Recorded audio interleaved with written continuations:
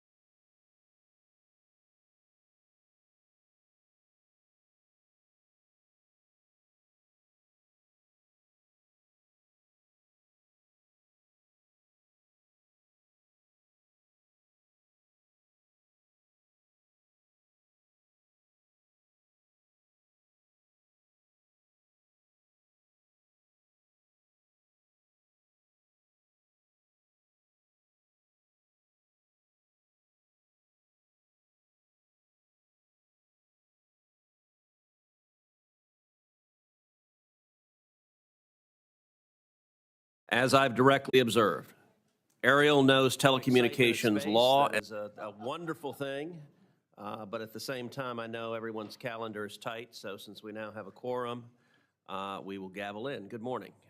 And we are going to start with a markup briefly, and then we will move to the hearing. The Senate Committee on Commerce, Science, and Transportation will come to order. Today, we will consider the nomination of Ariel Roth to lead the National Telecommunications and Information Administration, NTIA. Ariel is an exceptional candidate for this position, and if I may say so, an exceptional person. Ariel is currently serving as my policy director for telecommunications on this committee. As I've directly observed, Ariel knows telecommunications law and policy as well as anyone else in this town.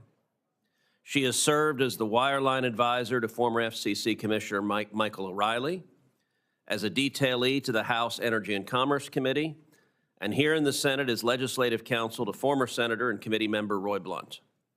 She'll bring energy and enthusiasm to NTIA, where she will pursue a win-win solution on spectrum that addresses both commercial and national security concerns.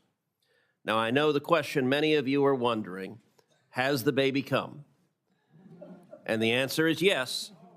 As of 12:10 a.m., Ariel gave birth to a beautiful baby girl who is 7 pounds, 10 ounces, and she joins her 3 sisters and 2 brothers.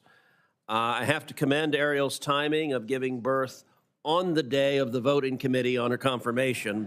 Congratulations, Dad.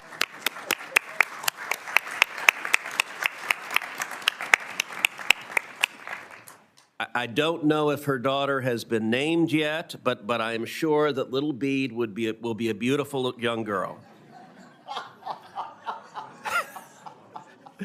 And I'm going to get in trouble with Ariel for that one. During her confirmation hearing, Ariel promised to administer the BEAD program, quote, to the benefit of the American people, not to any single individual or company. BEAD desperately needs a revamp. The program has yet to connect a single American to high-speed internet after 1,241 days. A major barrier is its laborious 14-step process, which writer Ezra Klein painstakingly outlined to a nonplussed Jon Stewart the other week. To quote Jon Stewart, "I'm speechless, Ezra. Honestly, it's far worse than I could have imagined." Here's something I don't say often. I agree with Jon Stewart. Ariel fully understands these challenges and knows what it takes to finish the job. That's why she has the backing of dozens of stakeholders from across the country. To my Democrat colleagues, while I understand you may have strenuous objections to the overall direction of the Trump administration, you should know that Ariel is thoughtful, honest, and as receptive to the concerns of your side of the aisle as any nominee will have before us. We all know the importance of knowing a person in the executive branch whom we can call on and trust to listen to our views. So on the day of the birth of her 6th child, I hope that you will join me in supporting Ariel in a strong bipartisan showing in her home committee. I now turn to Ranking Member Cantwell for her opening remarks. Thank you, Mr. Chairman, and thank you for making that wonderful announcement about Ariel and her family. It was a delight to have her and her husband and her children in the audience. Probably one of the most delightful moments that the committee has had in watching them, and we certainly congratulate her and her family. And I also, too, want to recognize the astronauts that I'm sure you will probably recognize later, but Reed Weissman, Victor Glover, Christina Cox, and Jeremy Hansen of the Artemis team that are here. Thank you so much. We're very proud of you. Thank you.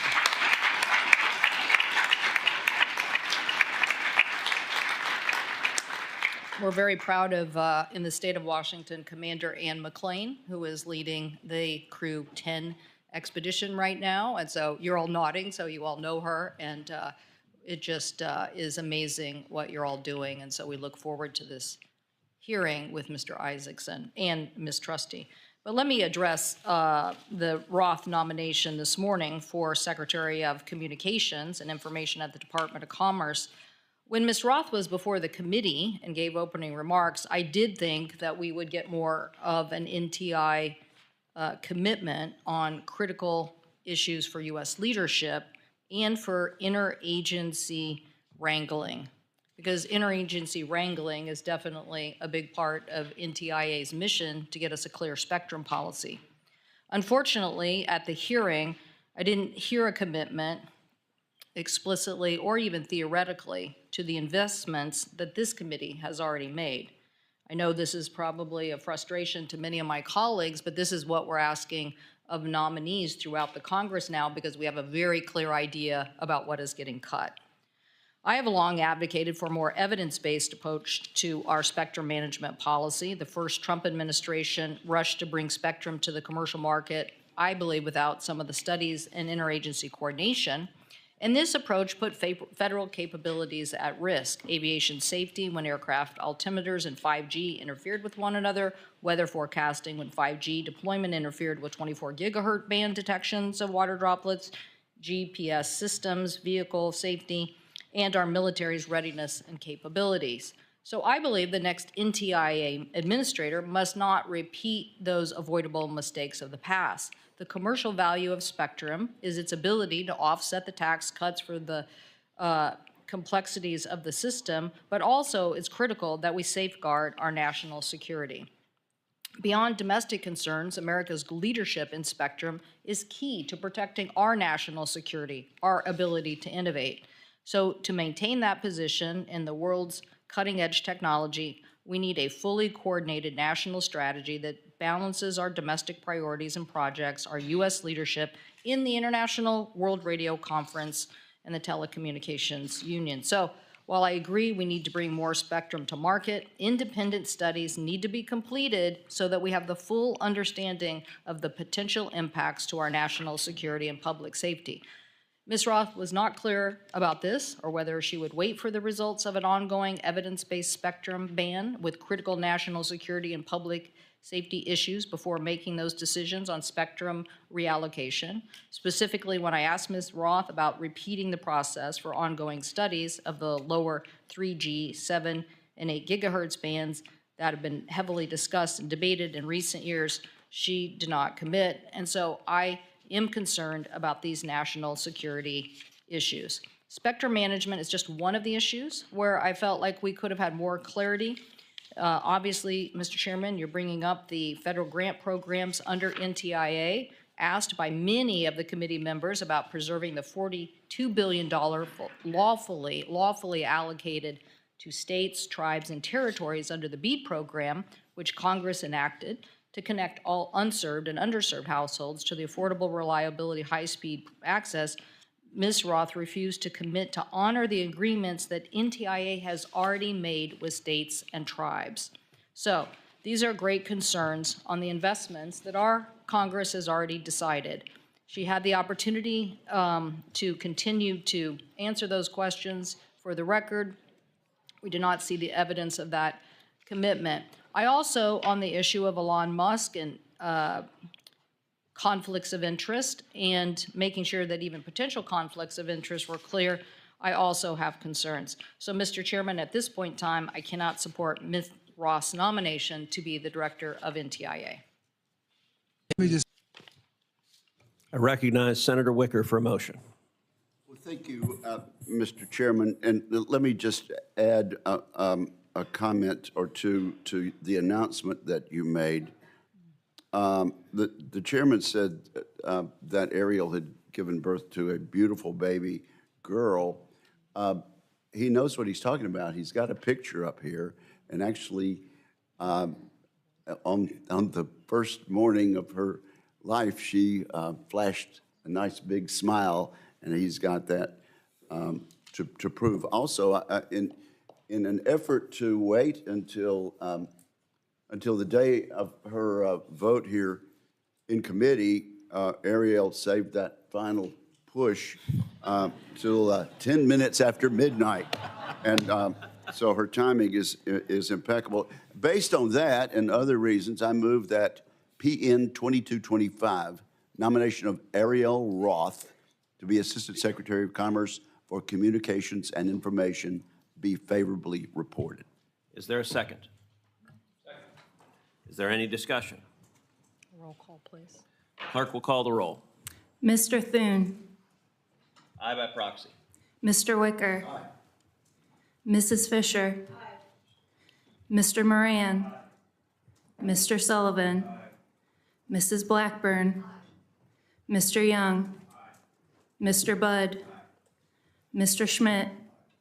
Mr. Curtis. Aye. Mr. Moreno. Aye. Mr. Sheehy. Mrs. Capito. Aye. Ms. Lummis. Aye. Ms. Cantwell. No. Ms. Klobuchar. No by proxy. Mr. Schatz. No by proxy. Mr. Markey. No by proxy. Mr. Peters. No. Ms. Baldwin. No. Ms. Duckworth. No by proxy. Ms. Rosen. No. Mr. Lujan. No. Mr. Hickenlooper. No by proxy. Mr. Fetterman. No by proxy. Mr. Kim. No. Ms. Blunt Rochester. No by proxy. Mr. Cruz. Aye. The yeses are 15, the noes are 13. The motion is agreed to, and the nomination is ordered to be favorably reported. I will now recognize any members of the committee wishing to make any remarks. That concludes our markup, and we will now move in to our hearing.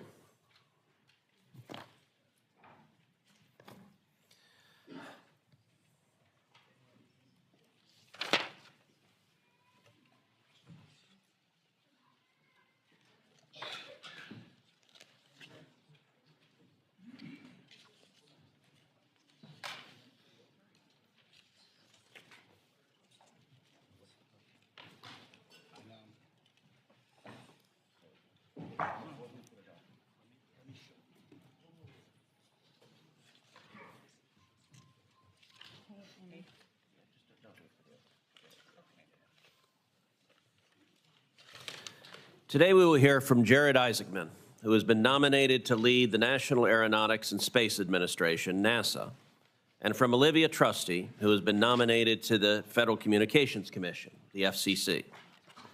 NASA has always been at the forefront of American leadership.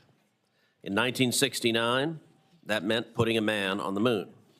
Today, it means returning there, this time to stay. Our nominee, Jared Isaacman, has been active in the commercialization of space exploration. In 2021, Mr. Isaacman commanded the first all-civilian spaceflight, Inspiration 4. In 2024, he flew his second commercial mission, going further into space than any other manned mission since Apollo 17. He brings a unique perspective to the challenges facing NASA and the space industry. Today, NASA is at a crossroads. The explosive growth of the commercial space sector, from hardware manufacturers to space tourism ventures, has transformed the celestial and economic landscape. Space is no longer the exclusive domain of sovereign nations and a handful of legacy defense contractors. The democratization of space has spurred growth, reduced launch and satellite costs, and fostered the curiosity of the next generation. At the same time, the future of the final frontier has never been more uncertain. In military terms, space is the ultimate high ground. A nation that dominates in space can deprive others not only of intelligence capabilities, but modern conveniences like GPS and satellite internet. And make no mistake, the Chinese Communist Party has been explicit in its desire to dominate space, putting a fully functional space station in low Earth orbit and robotic rovers on the far side of the moon. We are not headed for the next space race. It is already here. President Trump alluded to this race in his inaugural address when he envisioned American astronauts on Mars. I strongly support the president's vision. In fact, my 2017 NASA Authorization Act was one of the very first pieces of legislation President Trump signed in his first term, and it explicitly enshrined this goal in law. But the pursuit of the next horizon cannot mean abandoning American dominance where it is already established. The International Space Station has been continuously manned for more than 20 years, serving as a hub for research and testing together with our international partners in space exploration.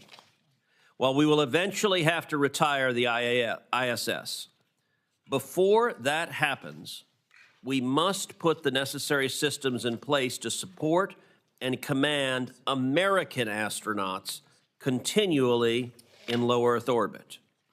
We cannot surrender low Earth orbit to the Chinese or to the Russians.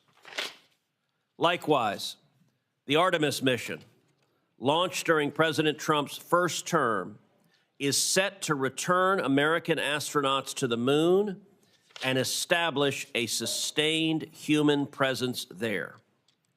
Joining us in the audience today, as we heard earlier this morning, are the 4 Artemis II astronauts: Reed Weissman, Victor Glover, Christina Cook, and Jeremy Hansen.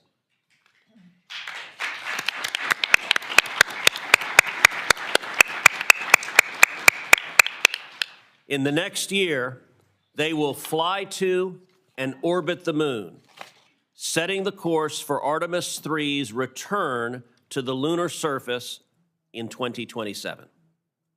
The Artemis missions and the entire Moon to Mars program, which have enjoyed consistent bipartisan support, serve as a stepping stone to landing American astronauts on Mars. In fact, this stepping stone approach is explicitly in the law as enacted by Congress. We must stay the course. An extreme shift in priorities at this stage would almost certainly mean a red moon, ceding ground to China for generations to come. I am hard-pressed to think of a more catastrophic mistake we could make in space than saying to communist China, the moon is yours, America will not lead. So I look forward to hearing from Mr. Isaacman about his goals for NASA, his commitment to Artemis, how he intends to refocus and reinvigorate the agency in its core mission, and how he will ensure America continues to lead the world in space exploration. Let me now turn to the Federal Communications Commission, which faces its own set of challenges. The agency's Universal Service Fund was recently challenged in the Supreme Court. Its broadcast ownership rules are ill-adapted to the modern media environment. And most significantly, in March of 2023, the FCC lost its authority to conduct spectrum auctions for the first time ever. This ongoing lapse in auction authority has cost jobs and has weakened America's global standing.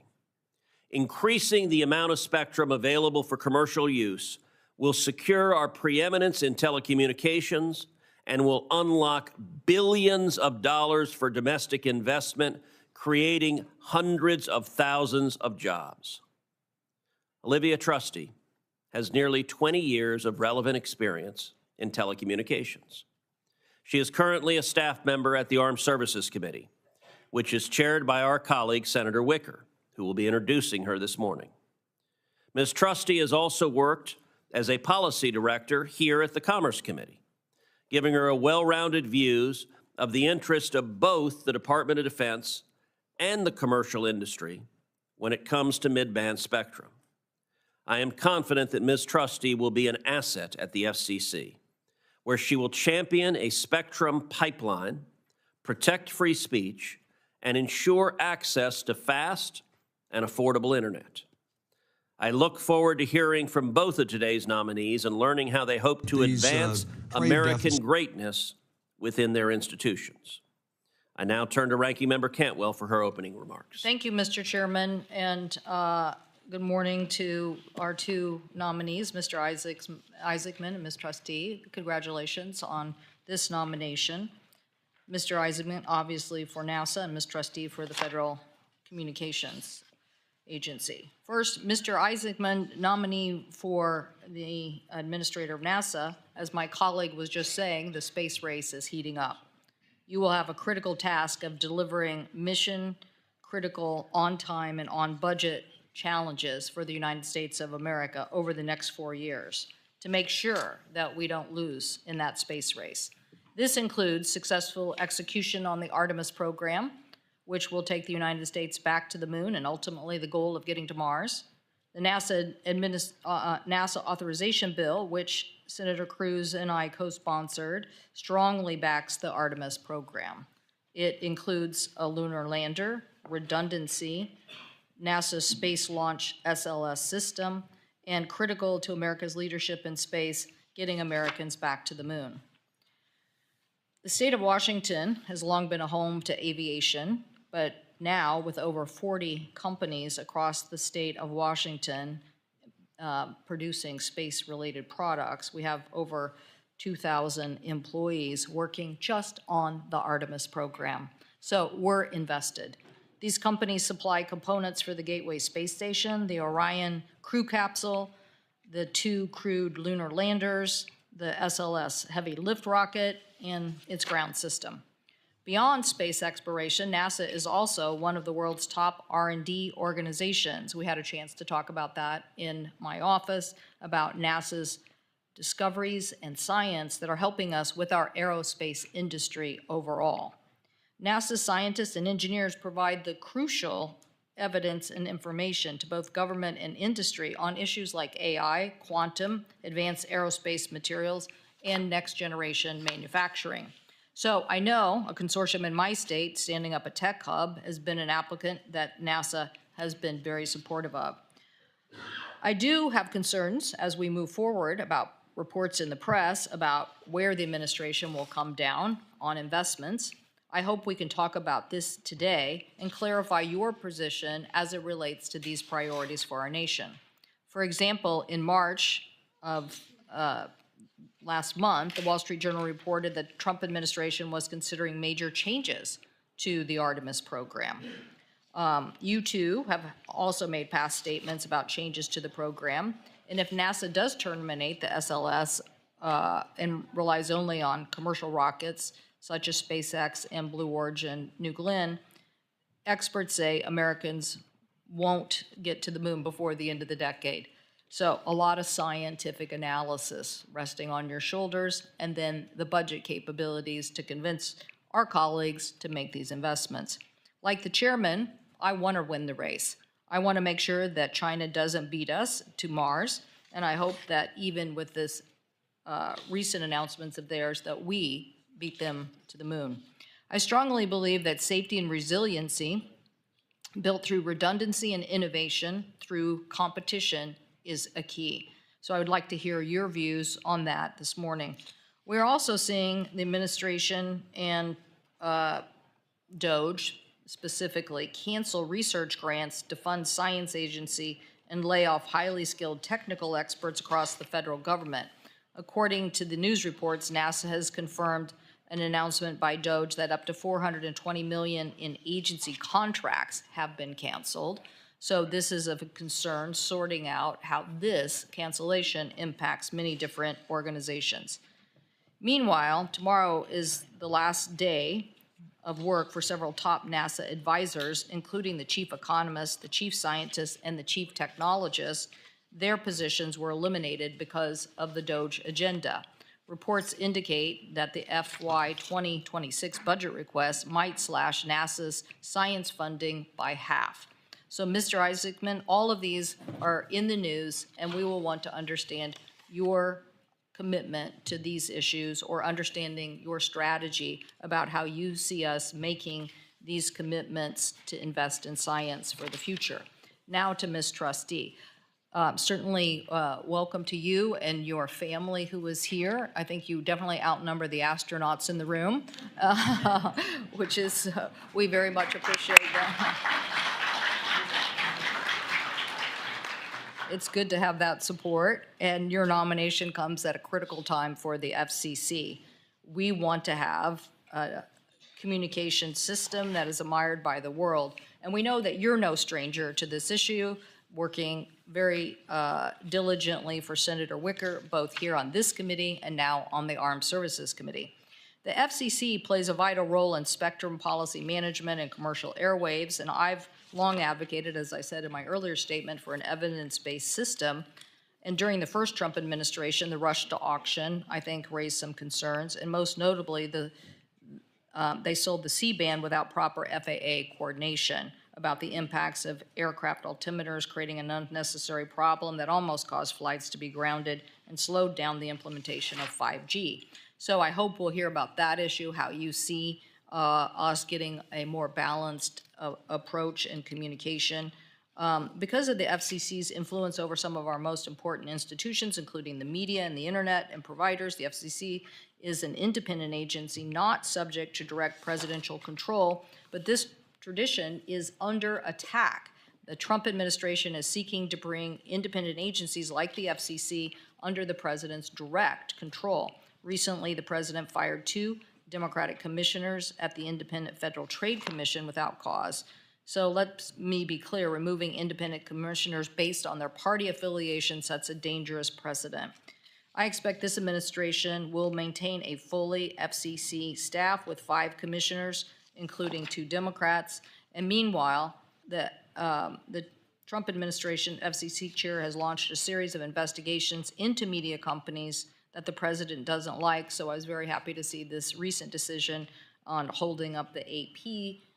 Very important to have a very, very competitive landscape when it comes to media and news production. The FCC should return to its longstanding role as a neutral, independent regulator, and so look forward to asking you questions about that as well today. But again, congratulations on your nomination. Thank you, Mr. Chairman. Thank you, and in a moment I will recognize Senator Wicker, but I do want to note, in addition to the 4 Artemis II astronauts who are here, we actually have a total of 10 astronauts in the room. We have 6 more. We have the astronauts of Polaris Dawn, Scott Poteet, Sarah Gillis, and Anna Menon. And we have the astronauts of Inspiration 4, Haley Arsenault, Chris Zembrowski, and Dr. Cian Proctor. And so to the 6 of you as well, thank you for your service and welcome.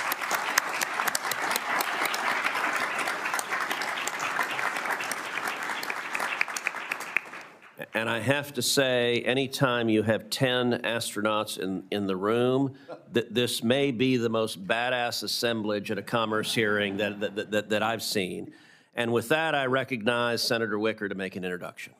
Well, thank you, Mr. Chairman. And yes, thank you for introducing all of our astronauts. And as you can see, Senator Fisher and I engaged in a little hero worship before you hit the gavel and started this.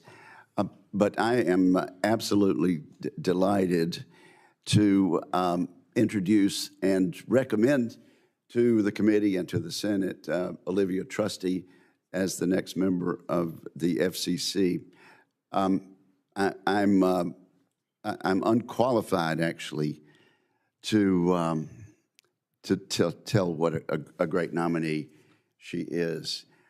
And also, I hope there's some work being done back at my office. We have a number of staffers who slipped away, and I think there are probably a number of people watching on the telephone. But I'm profoundly appreciative for this honor and appreciative to President Trump for making this nomination. I frankly cannot conceive of a more qualified nominee. Olivia Trusty performs work at the highest level of excellence, and she does it for the right reasons. And for 7 years now, I've been the beneficiary of her expertise. But frankly, this committee and the Armed Services Committee and the full Senate have also been the beneficiary of her expertise. When I became chairman of the Commerce Committee, I was fortunate that Olivia agreed to join my committee staff. A few years later, I became ranking member of the Armed Services Committee, and I knew there was one member of this committee staff that I wanted to bring over to handle her portfolio there. Olivia Trusty has helped all of us advance initiatives that made America more connected and more secure, initiatives that fall squarely within the Federal Communication Commission's jurisdiction. On technology party, she's helped us pass legislation to improve maps. She's worked to ensure broadband funds are directed where they're most needed and where Congress intended them to be. She's brought us closer to getting more Americans connected to high-speed internet, and of course, we're not quite where we need to be. I think she will help us in this new position get there quicker. Her work has contributed to national security. She was instrumental in advancing legislation to free our domestic networks from communications equipment manufactured by foreign adversaries. She's been a leader on spectrum policy, an area that bridges both technology and national security. She has collaborated with members and staff across the Commerce and Armed Services Committees to find common ground between commercial and federal interest. Olivia Trusty wants to help our country maintain our leadership without risking national security, and she's worked to make that happen. I could go on and on, but Olivia does like brevity. She chooses her words carefully and concisely. Let me just say, she plays chess, not checkers. She sees around the corners. She shoots straight, and she will shoot straight with members of this committee and the Senate. She uses common sense and adherence to the law, and she will do so as a commissioner. On a personal basis, she's serious about her faith. She's an NCAA gymnast at UNC Chapel Hill. She's a Mormon Republican from Maryland, for heaven's sake. And those of us who know her know that that she'll do a magnificent job. And actually, we're fortunate that she's chosen to work in the public sector for the taxpayers, and I could not give a more resounding endorsement to her nomination. Thank you, Mr. Chairman. Well, I will say that is very impressive, particularly that she plays chess and not checkers and shoots straight. I will say shooting is a novel strategy in chess, but whatever works and gives you the checkmate. There's more than one way to defeat the king. And with that, I recognize the junior senator from Montana, Senator Sheehy, to introduce Mr. Isaacman. Had to put junior in front of it, didn't you, Ted? For nearly 70 years, I'm still the junior senator from Texas. This place, that could stick around a long time. I am the longest-serving junior member. So, yeah, 24 years, you could still be the junior member. I wear it with a badge of honor. Okay. Well, thank you, Chairman and Ranking Member. For nearly 70 years, the United States has been at the forefront of space exploration. President Trump knows how critical it is for our country to lead the way yet again as our space program aims to reach new heights, and that's why he chose exactly the right man for the job, Jared Isaacman. I've personally known Jared for several years, sharing an aviation community in Montana and cooperating with him on improving the education experience for our next generation of explorers, astronauts, engineers, and pilots who attend space camp at the U.S. Space and Rocket Center in Huntsville, Alabama. Of note, both Jared and I attended space camp an arduous 5-day program for small children.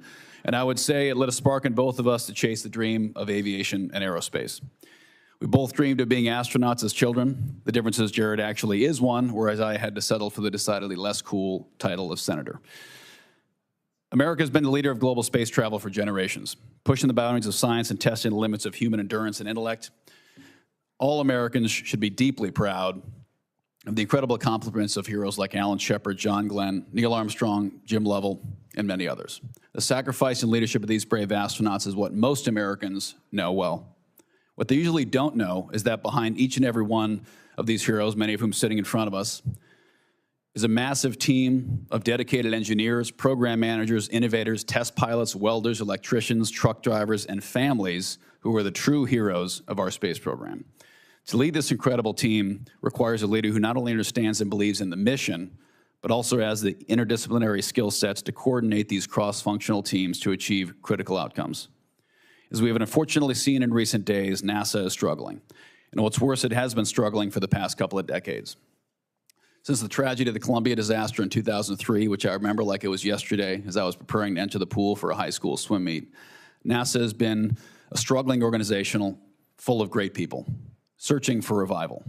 For 10 years, the United States of America was paying the Russian government taxi fare to send our own astronauts into space. This would make JFK and Ronald Reagan turn in their graves. And in light of the recent Starliner mission to the ISS that left astronauts stuck in space for 9 months, we are reminded that much work still remains.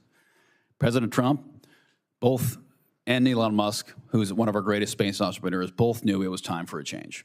And enter Jared Isaacman. Despite his childhood desire to be an Air Force pilot and an astronaut, Jared found out that he was smarter than most and started a disruptive software company in his garage as a teenager. That company grew to be a tremendous multi-billion-dollar success, and that success fueled his ascension into the Hall of Fame as a record-setting jet pilot, an aggressive fighter pilot for our Air Force, combat pilots, and most recently, the first civilian astronaut to ever conduct a spacewalk. On top of all that, Jared and I share another passion: pediatric philanthropy. Jared has personally donated millions of dollars to improve healthcare for at-risk children all over America, a cause which brought us together.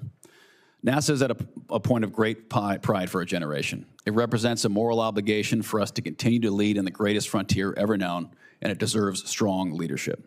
Jared is an articulate leader, a great father and husband, and one of the smartest people in America. Jared understands not only how to manage complex multi-billion-dollar organizations, but also how to design and engineer critical systems. And to top it all off, he knows how to fly spaceships.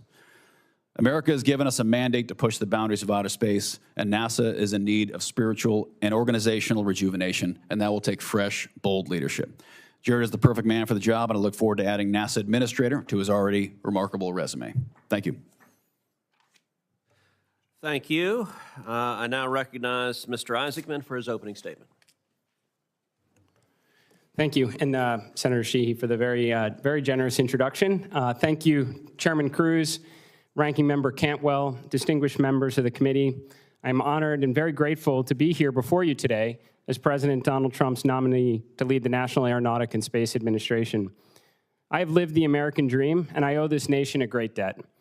I would happily serve President Trump in any capacity, but to work alongside the people that have expanded the boundaries of exploration and brought humanity closer to the stars would be the privilege of a lifetime. Before I begin, I would like to acknowledge my crewmates, as you did earlier, Senator, along with my wife, Monica, and my 2 wonderful daughters that are sitting behind me, Mila and Liv. I do recognize I am a newcomer, so I thought I would share a bit about my story, along with my understanding of the challenges and the opportunities that lie ahead. I am an entrepreneur, and my journey began when I took a risk and left school at age 16 to build a company in my parents' basement. Despite my unconventional start, I found success very early in life and led my company into a multi-billion-dollar enterprise that employs thousands. I'm a pilot with an aeronautics degree. Over the last 20 years, I've flown over 7,000 hours in jets and ex-military aircraft, setting world records and performing in air shows. My passion for aviation also led me to start another company, this time a defense aerospace business. As a company, we operated the world's largest private air force. Our job was to fly fighter jets as adversaries, executing enemy tactics and training American warfighters. We managed hundreds of millions in defense contracts and saved taxpayers billions along the way. I'm also an astronaut. Alongside a talented team, I led 2 record-breaking missions to space.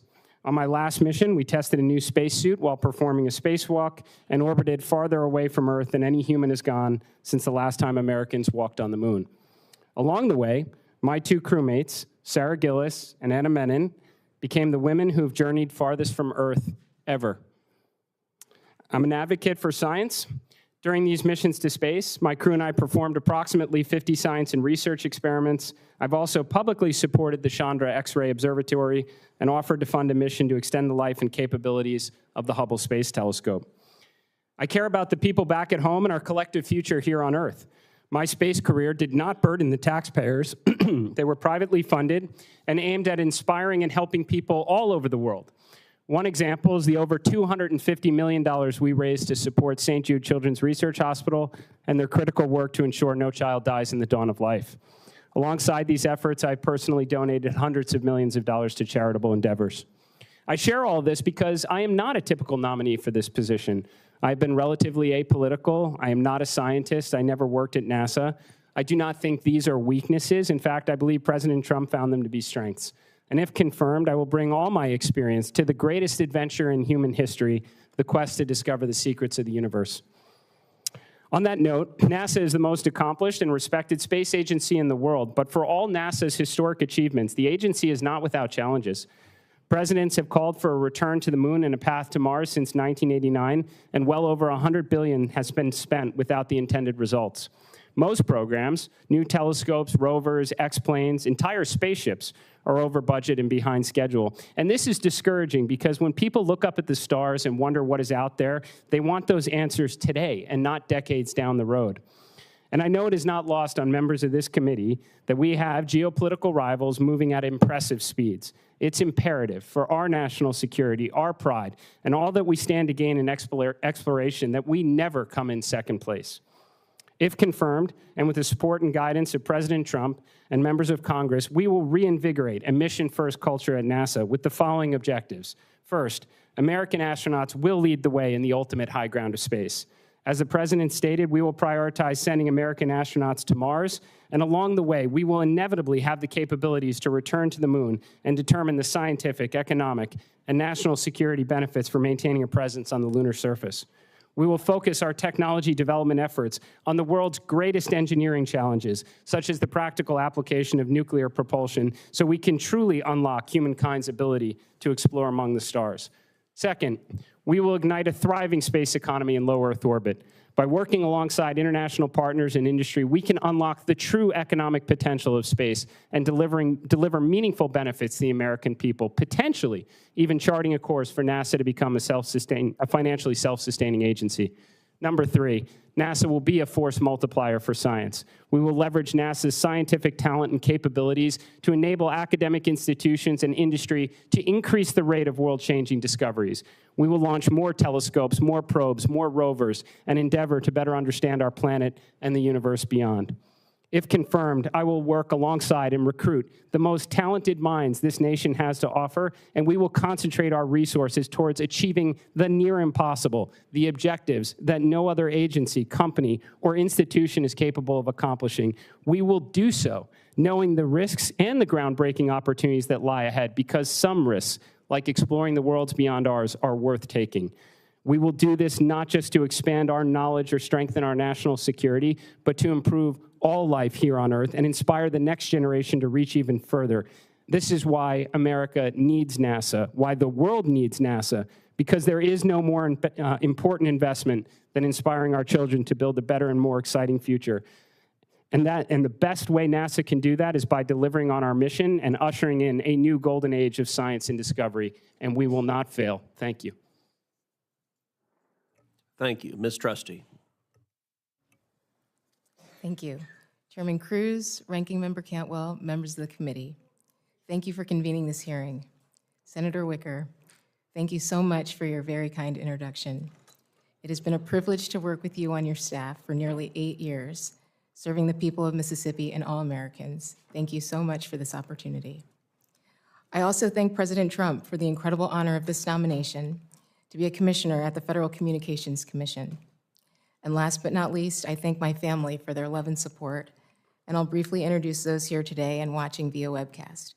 My parents, Terry and Ellen Trusty, my sisters, Lauren, Jennifer, Angela, Elizabeth, and Caroline, and my brother, TJ, my brothers and sister-in-law, Thomas Ventimiglia, Matthew Burton, Slola Fafita, and Naeem Trusty, and my precious nieces and nephews, Sophia, Thomas, and Julian Ventimiglia, Ella, Jack, Caroline Kay, and Henry Burton, and Isabel, Summer, Ellen, and Lana Trusty. I love you all so very much. Growing up in a large family with 5 sisters and 1 brother, I was taught early on about the value of service.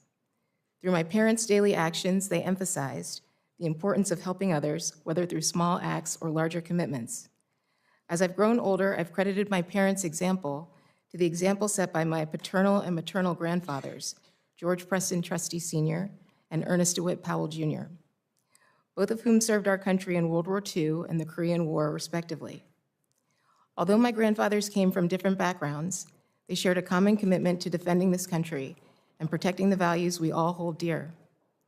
What brings me here today is my desire to continue the shared commitment to public service and love of country that's been in my family for generations. When I first moved to Washington, D.C. nearly 20 years ago, after graduating from the University of North Carolina at Chapel Hill, I began my career in the public policy office of a telecommunications company. This is where I was introduced to universal service principles and the critical mission of the FCC. During that time, I saw firsthand how access to modern communication services, particularly for Americans living in rural and remote areas, could change lives. I also learned the value of a simple internet connection. It not only gives communities the ability to stay connected with loved ones, but it opens the door to education, jobs, economic opportunities, and so much more. Indeed, it allows Americans to participate fully in society and an ever-expanding global digital economy. Following my time in the private sector, I've had the opportunity to work in the House of Representatives and in this hallowed chamber on telecommunications, technology, consumer protection, and most recently, national security. All of these policy areas are core to the FCC's mission to make available affordable, high-speed, reliable, and secure communication services. Now, in carrying out this mission, it's not lost on me that the problem set facing the Commission is both vast and diverse. The agency must contend with unforgiving geographic landscapes to achieve universal connectivity. It must stay ahead of sophisticated illegal robocallers, defrauding and scamming vulnerable populations like our youth and seniors. It must work with federal partners to defend the security of our communications networks from the attacks of nation-state actors. And it must work collaboratively with private and public sector interests to ensure that the United States leads the world in next-generation communications. Notwithstanding these issues, given my unique experiences working on both this distinguished committee and the Armed Services Committee, as well as the dedication and expertise of FCC staff, I believe these challenges can be overcome. In that spirit, I'd like to offer a short list of commitments on which I hope there is bipartisan consensus if confirmed. If confirmed, I will work with Congress and the administration to expand access to high-speed internet services for all Americans, protect consumers from illegal robocalls, strengthen the security of the nation's telecommunications networks, and restore America's leadership in next-generation communications technologies. Mr. Chairman, thank you again for holding this hearing. I look forward to answering any questions. Thank you to you both. Thank you to you both. All right, Mr. Isaacman, let's start. If you're confirmed, you will oversee NASA's various field centers, mission directorates, and affiliated activities. This includes Artemis and the Moon to Mars program, which aims to keep us one step ahead of nations like China in the fight for supremacy in space. The threat from China is very real. Just last week, General Saltzman, Chief of Space Operations for the Space Force, testified before the U.S.-China Economic and Security Review Commission that Beijing has been explicit, as recently as October of last year, in stating that China intends to surpass the United States and become the world's preeminent space power. As General Saltzman put it, quote, China's advancement in space technology, their stated desire to dominate, and Beijing's disregard for international norms for the responsible use of space make them an incredible danger to U.S. prosperity and security. China has said that they will put a man on the moon by 2030, and that they will build a permanent lunar base there along with Russia by 2035. Based on how quickly they have already progressed, I think it is quite possible that China reaches those milestones sooner than those dates, and indeed that China reaches the moon before the end of President Trump's current term. Mr. Isaacman, if China beats us to the moon, what consequences might America face? Mr. Chairman, I really appreciate that question, and I couldn't agree more with all of your commentary, sir, including in your opening remarks.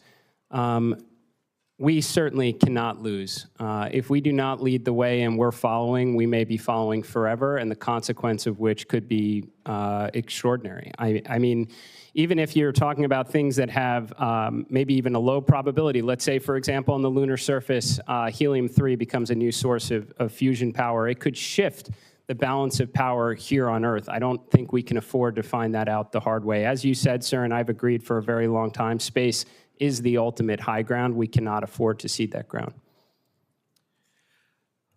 So my team did a visual representation of what the stakes are. And it's a simple question: what does the future look like in 2030?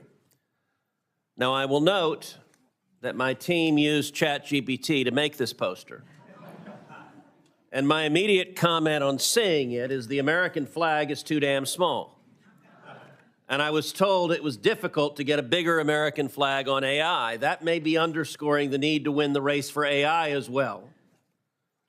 But it does give a sense of exactly what the choices we're facing. Now, when we met in my office, you said beating China back to the moon was, quote, critical for our national interests.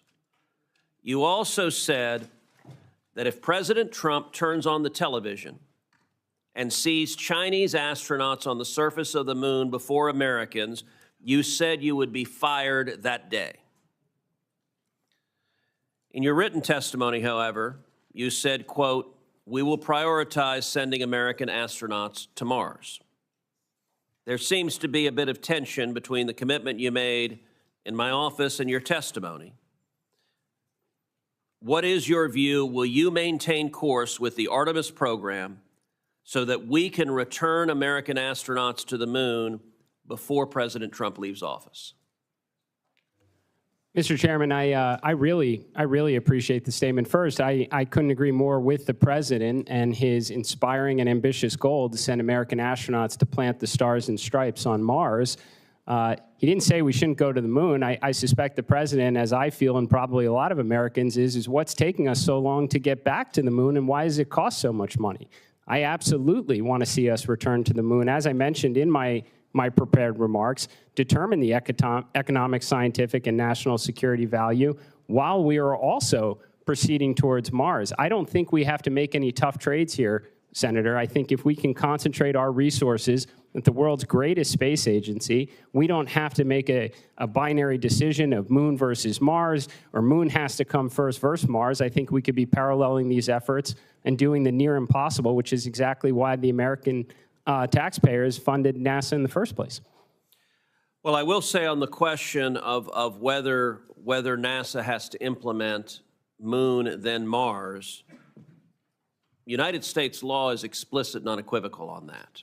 51 U.S.C. Section 20302, which Senator Cantwell and I wrote, says, vision for space exploration. The administrator shall establish a program to develop a sustained human presence in cislunar space or on the moon as a stepping stone to future exploration of Mars and other destinations. The notion of the moon as a stepping stone is explicitly in U.S. law. Do you acknowledge that?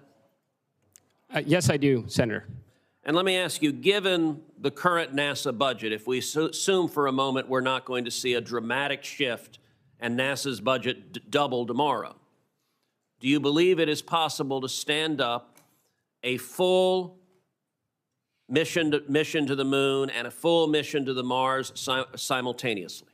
Senator, as I mentioned in my prepared remarks, I think we can absolutely do that. We can figure out the space economy in low Earth orbit. We can run more scientific missions. This is the agency that went from sending Alan Shepard on a suborbital mission, and 8 years later, we saw Neil Armstrong and Buzz Aldrin on the surface of the moon. Do I think that we can get back to the moon, chart a course for Mars, and do all the other things? Absolutely, Senator. So do we have your commitment that you will not allow the scenario on the right on this poster to happen, that China will not beat us to the moon, that one of these heroes sitting in this room will set his or her, and as a father of 2 daughters, I'm particularly excited that Artemis is committed. It will be a her. The first woman will step foot on the moon, and she will be an American astronaut. Do we have your commitment that we will win the race to the moon and China will not beat us? Senator, I only see the left-hand portion of that poster. And next time we'll make the American flag bigger. Senator Cantwell. Mr. Chairman, I ask unanimous consent that the poster be placed in the record. An excellent idea, and a chairman who was crossing his T's and dotting his I's would have done so already without objection. Senator Cantwell. Thank you, Mr. Chairman. And continuing on this same point, listen, I have no doubt of your capabilities at the technical side of this and the expertise, both on the aviation and the space side. It's a question, I think, of a long-term challenge of different administrations to deliver on this goal and how each administration and each Congress does or doesn't support it. So I view your job as like wrangling the powers that be to support the mission and understand what it's going to take to support the mission. So like Senator Cruz, I want to understand a little bit more about your commitments. The most recent economic impact report highlighted that in fiscal year 2023, NASA projects to generate more than $75 billion in economic output. And the National Academy studies chaired by Norm Augustine found that NASA's budget is often incompatible with the scope, complexity, and difficulty of its mission work.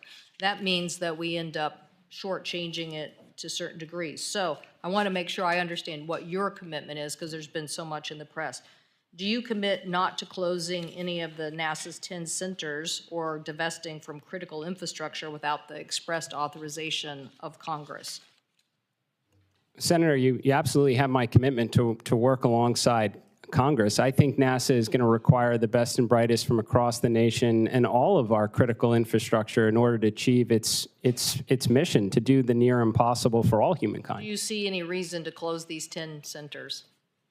Senator, there's only so much that I can be briefed on in advance of this opportunity. I fully expect to roll up my sleeves and determine, where all of our best resources are, so we can get back to achieving the mission as quickly as possible.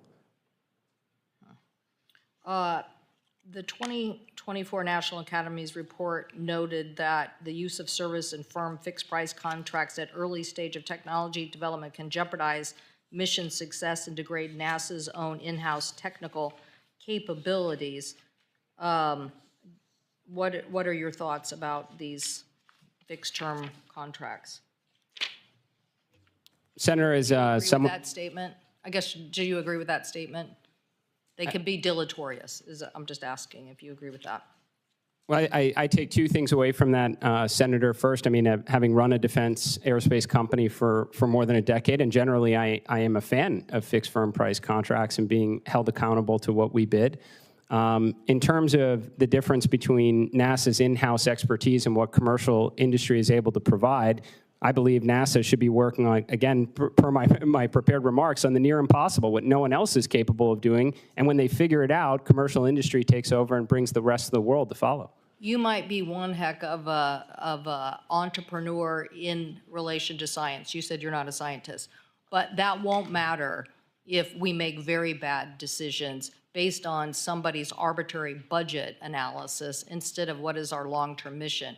So that's what we're trying to get out of you. How do you think we're going to accomplish this so that we have a more, listen, the more we can explain this to everybody, I guarantee you the more my colleagues will support it in a budget. The more it gets slashed and burned by different approaches, by DOGE, the more harmful it can become to people undermining the support for the mission overall. So you have a big challenge here. It's to move us forward at a critical moment.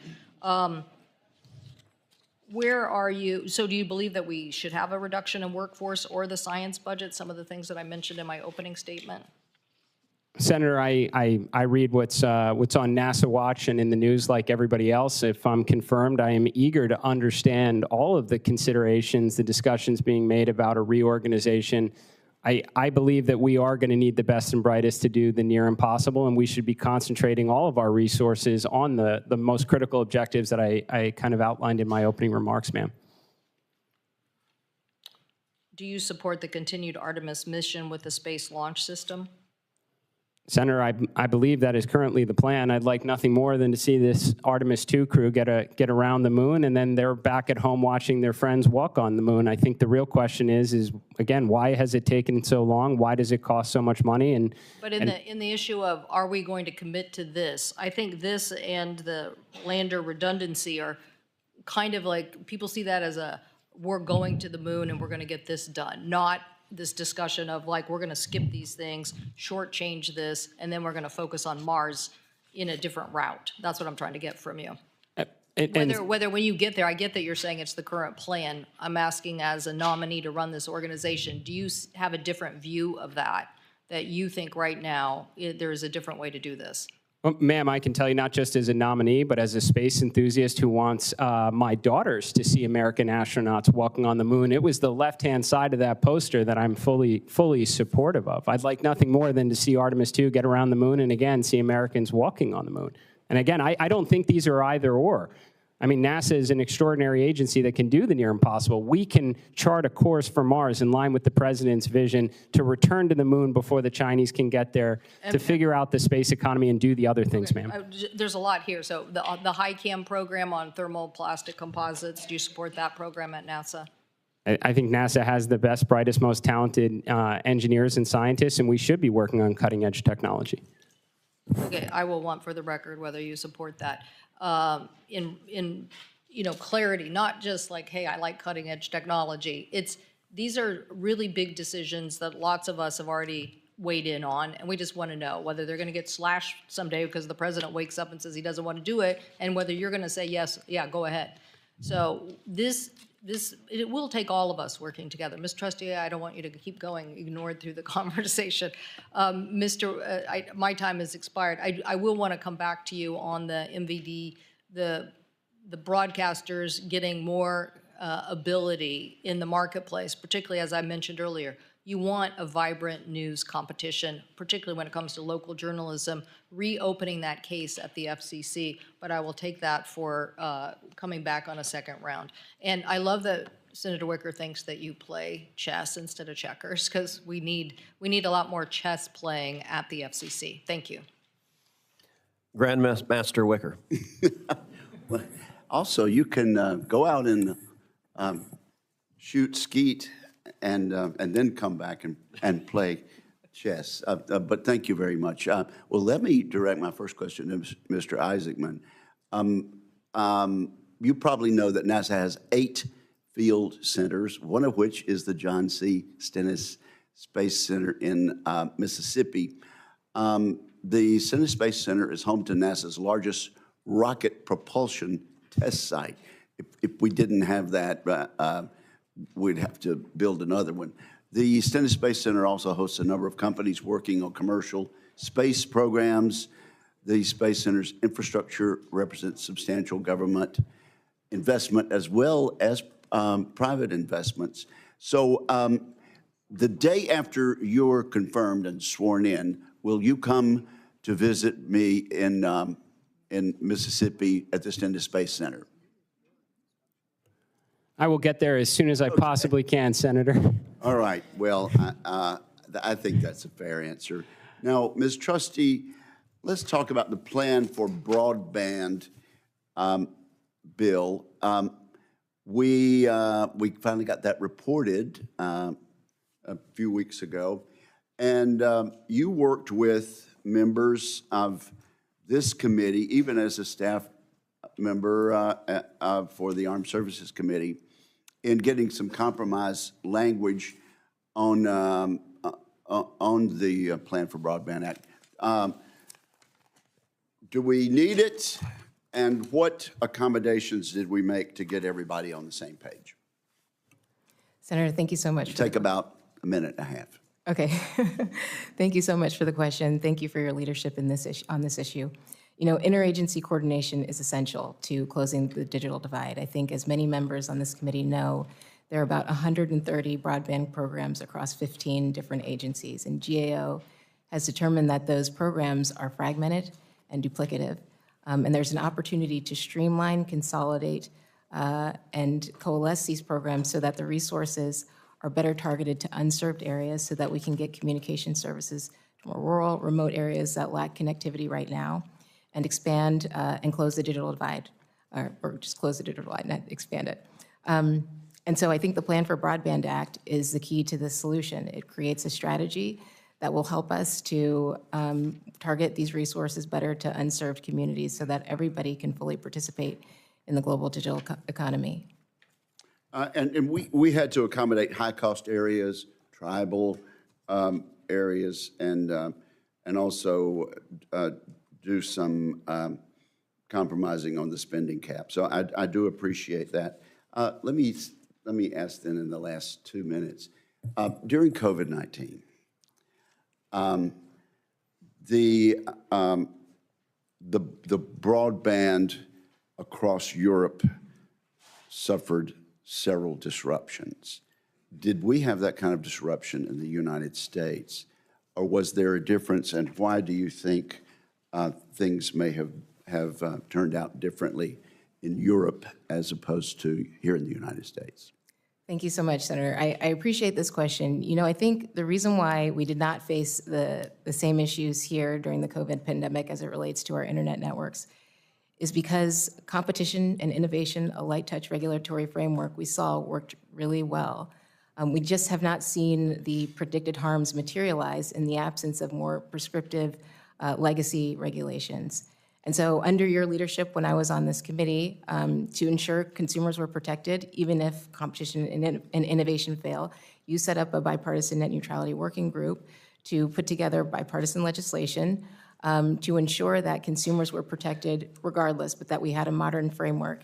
I thought that was a great example of how to move forward with our next generation networks and ensure that consumers continued to have access to critical connectivity services.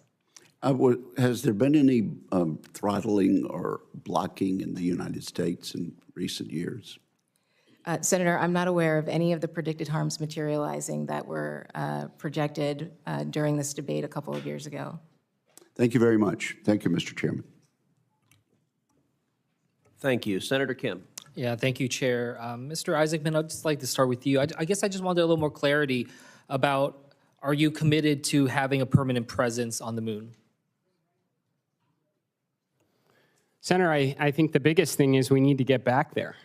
It's been taking a very long time, and the American taxpayers have invested an awful lot. I agree with you on that front. Yeah. I think we can take that for granted between me and you. But I guess I want to get a sense, because the chairman laid this out actually, and the poster that he had wasn't just about getting back to the moon, but it was about sustaining a presence on the moon. And I just feel like I don't have a good understanding of what your actual position is right now on that. Well, I think, Senator, the first step to me is to return to the moon and determine its economic, its scientific, and its national security value for remaining there. I saw that in your statement, and I guess I was confused because in your response to the chairman, you were talking about how helium-3, this is something that could very well shift the balance of power within the here on Earth. What else are you looking at? Like, what else is in your mind right now beyond helium-3 and the impacts there when you're talking about scientific, economic, and national security? Well, Senator, that's what we need to get there to find out. All the best science fiction movies out there have something like helium-3 as the economic justification for an enduring presence, not just on the moon, but throughout space exploration. So I guess, kind of as we've been talking about this, moon, Mars, two priorities, you were much more definitive about saying we need to get to Mars. So I guess I just want to ask you that same question. What are the scientific, economic, and national security priorities that you see more clearly when it comes to going to Mars right now than in terms of having a permanent presence on the moon?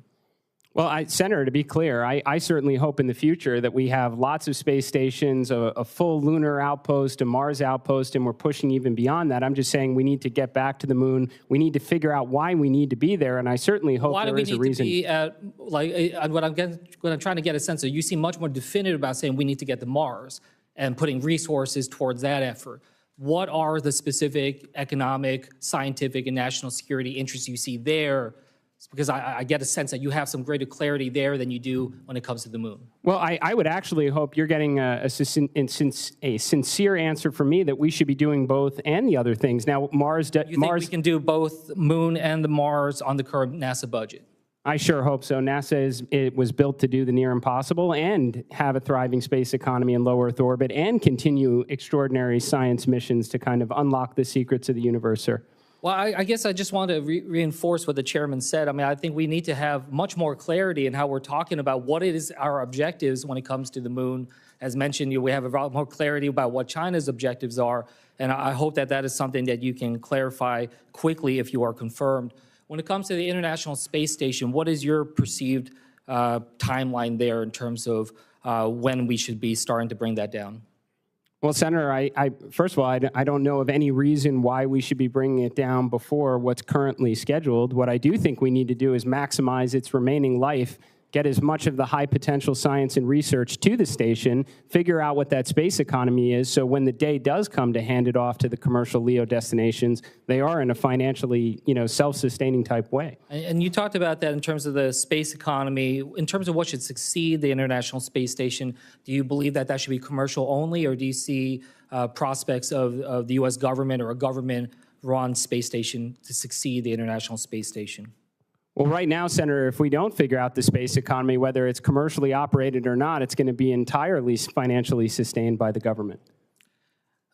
So but I guess I'm asking, do you have a preference in terms of, do you see a sense of need for a government run? I guess I'm just trying to ask you, what is it that NASA can do that commercial efforts can't do? Well, that's a fantastic question, Senator. I mean, the line should be drawn, again, in terms of NASA undertaking the near impossible challenges that, again, no company, organization, or agency anywhere in the world would be able to undertake it. I gave a very good example, I think, in my opening remarks on nuclear propulsion. That's something that no company would ever embark upon. There is no obvious economic return. There's regulatory challenges. That's exactly the kind of thing that NASA should be concentrating its resources on. The last thing I just want to say here, and I know I'm running out of time, I'm really hard to see. I think we're all very proud of the astronauts that are here in this room. But I think I could speak for them and say, look, we also recognize the importance of the civil servants playing so many different roles for the safety and the innovation that's out there. As I expressed to you, I am concerned about how this administration has approached what I believe are indiscriminate cuts and firings at different departments and agencies. And if you're confirmed, I hope that you stand up against indiscriminate cuts. I think we're all very recognizing that there are places for efficiencies and elsewhere, but we need to make sure that we're protecting the expertise that's out there. With that, I'll yield back. Thank you. Senator Fisher. Thank you, Mr. Chairman, and thank you to our two nominees today for your commitment to public service. Ms. Trusty, I appreciated meeting with you to learn more about your experience and your goals if you're confirmed as an FCC commissioner. And as you know, one of my top goals is to maintain a steady and predictable universal service fund. Congress's intent has been clear. We must keep all Americans connected. I also look forward to co-chairing the Universal Service Fund Working Group with Senator Lujan to advance this priority. Ms. Trusty, how do you view the Universal Service Fund and its mission to universal service?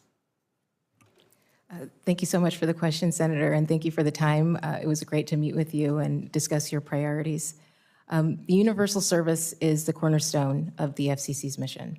The Universal Service Fund itself has connected millions of Americans across the country. As you know, there's somewhat of an uncertain future with the Universal Service Fund, as there's a constitutional challenge before the Supreme Court, and the contribution base is shrinking as more Americans shift to internet-based communications.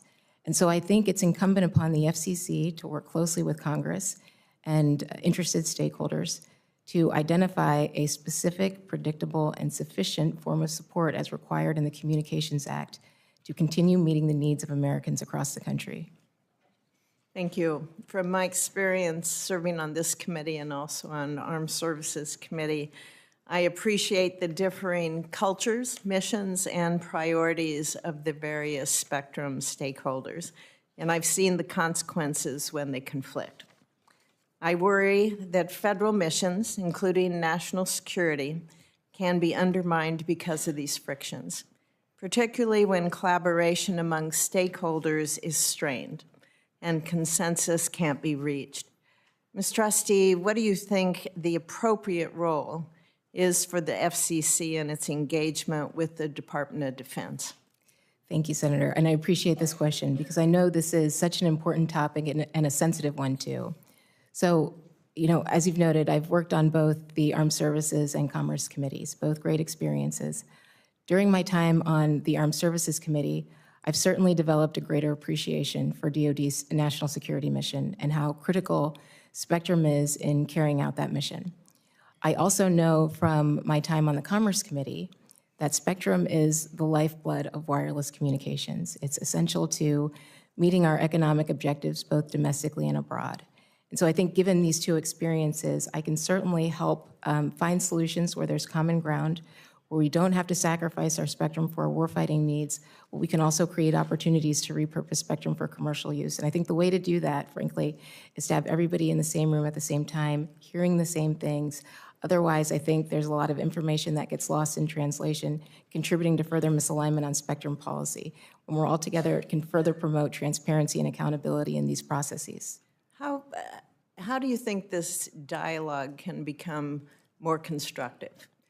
Do you have any suggestions on how to do that? As a member of the staff on the Armed Services Committee, you had access to classified briefings that others do not have access to. So you have a fuller understanding of what's at stake here.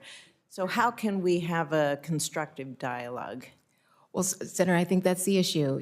When I was on the Commerce Committee, I didn't have a full clearance, and so I wasn't privy to many of DoD's assets and capabilities. But when I was on the Armed Services Committee, I had a clearance and could understand better, or to a better degree, why some of the assets and systems were so essential.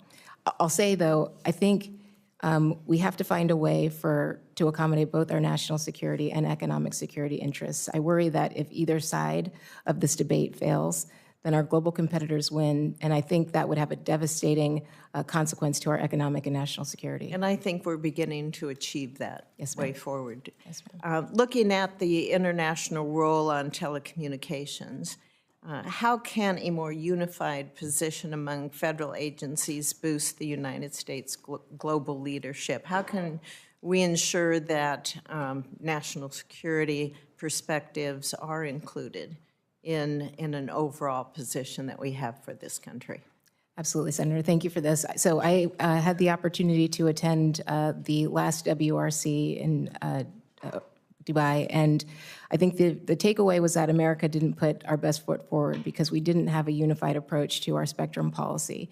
And so I think if we have a unified strategy where we highlight key U.S. interests, whether with respect to both our economic and national security, it gives us more time and space to work with our international partners and allies to develop coalitions where they have a lot of similar interests. And going into it, that way we can preempt those who are attempting to undermine U.S. values, among other things. And if confirmed as an FCC commissioner, the commission as a whole would definitely have a leadership role in that process, correct? Absolutely. So the Department of State typically runs the WRC process, but NTIA and the FCC certainly contribute to that. Thank you very much. Thank you, Mr. Chair. Thank you. Senator Klobuchar. Thank you, Mr. Chair. Thank you to both of you for being here. You win the prize as the best name for a nominee, Ms. Trusty. I just wanted to have one follow-up from Senator Fisher's questions, because I care a lot about universal service. Senator Thune and I have worked a lot on that together. How do you think the FCC should modernize the USF to ensure its long-term sustainability?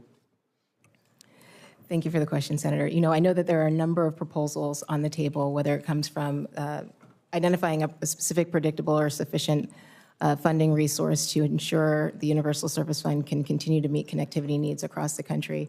There are proposals about a federal appropriation or looking to other private sector entities to contribute to the contribution base. I think all of those things should be discussed between the FCC and Congress to ensure we can continue meeting connectivity needs across the country. Thank you. As you know, I work with Senator Wicker on the Data Act to improve the accuracy of the FCC's broadband availability maps, but we know more work needs to be done. If confirmed, how will you continue to work to ensure the accuracy of the maps? Thank you, Senator. So, you know, I was on this committee when the Broadband Data Act was passed with the goal of making sure we knew where broadband is available, where it's not, to better target resources to unserved areas. You know, as a part of that law, there's an opportunity for a challenge process where folks can challenge the accuracy of the data, which I think can help improve the accuracy of the maps. I also think the FCC should work with private sector stakeholders who produce their own maps to inform the accuracy of the maps so that we can better target resources to areas who remain unserved, or who remain served.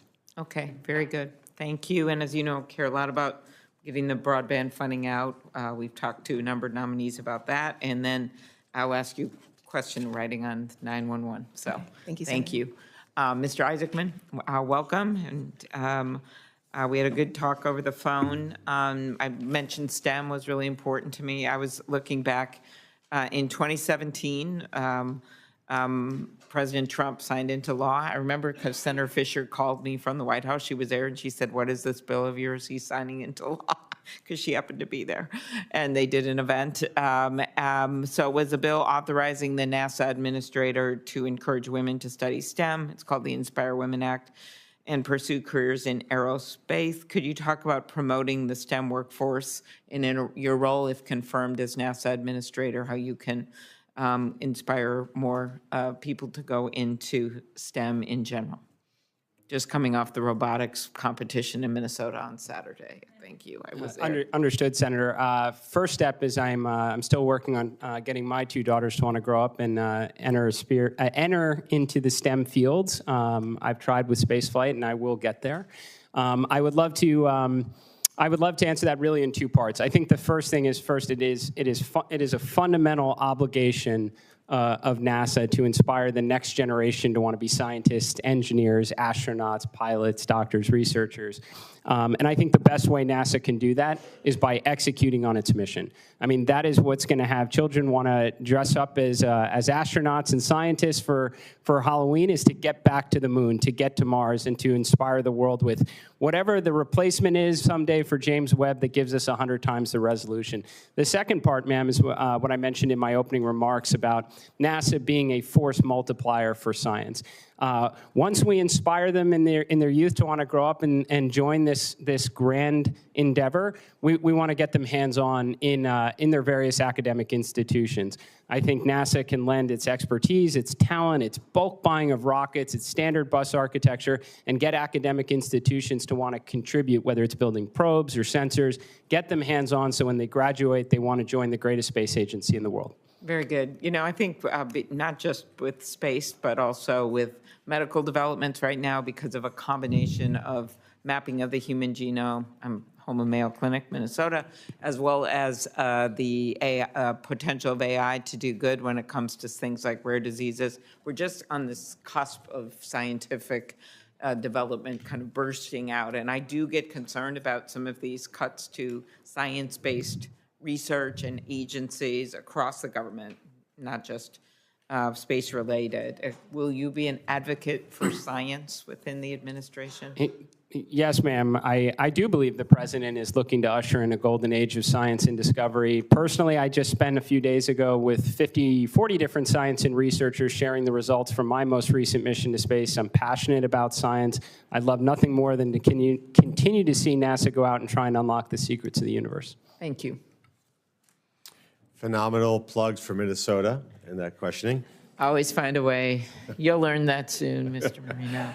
So Senator Moran, see if you can top that for Kansas. Well, that wasn't what I intended to talk about, but I'm happy to promote my state and have to, certainly to Mr. Isaacman. Wichita, in particular, the air capital of the world, Wichita State, NIAR, and these astronauts, when I had a conversation with them by phone, asked me the question, do you know that you have the greatest space museum in the world in Kansas? To which I said, I know that. I'm just pleased that you know that. Can I tell the rest of the world that you're saying those things? And so I thank you for that opportunity, the Cosmosphere in Hutchinson, Kansas. Ms. Trusty, let me start with you. I'm pleased by your nomination that President Trump has chosen to nominate you. I appreciate the friendship you and I have had over a long period of time of my office in Dirksen, and we've passed and had conversations in the hall for a long time. I have great faith in you.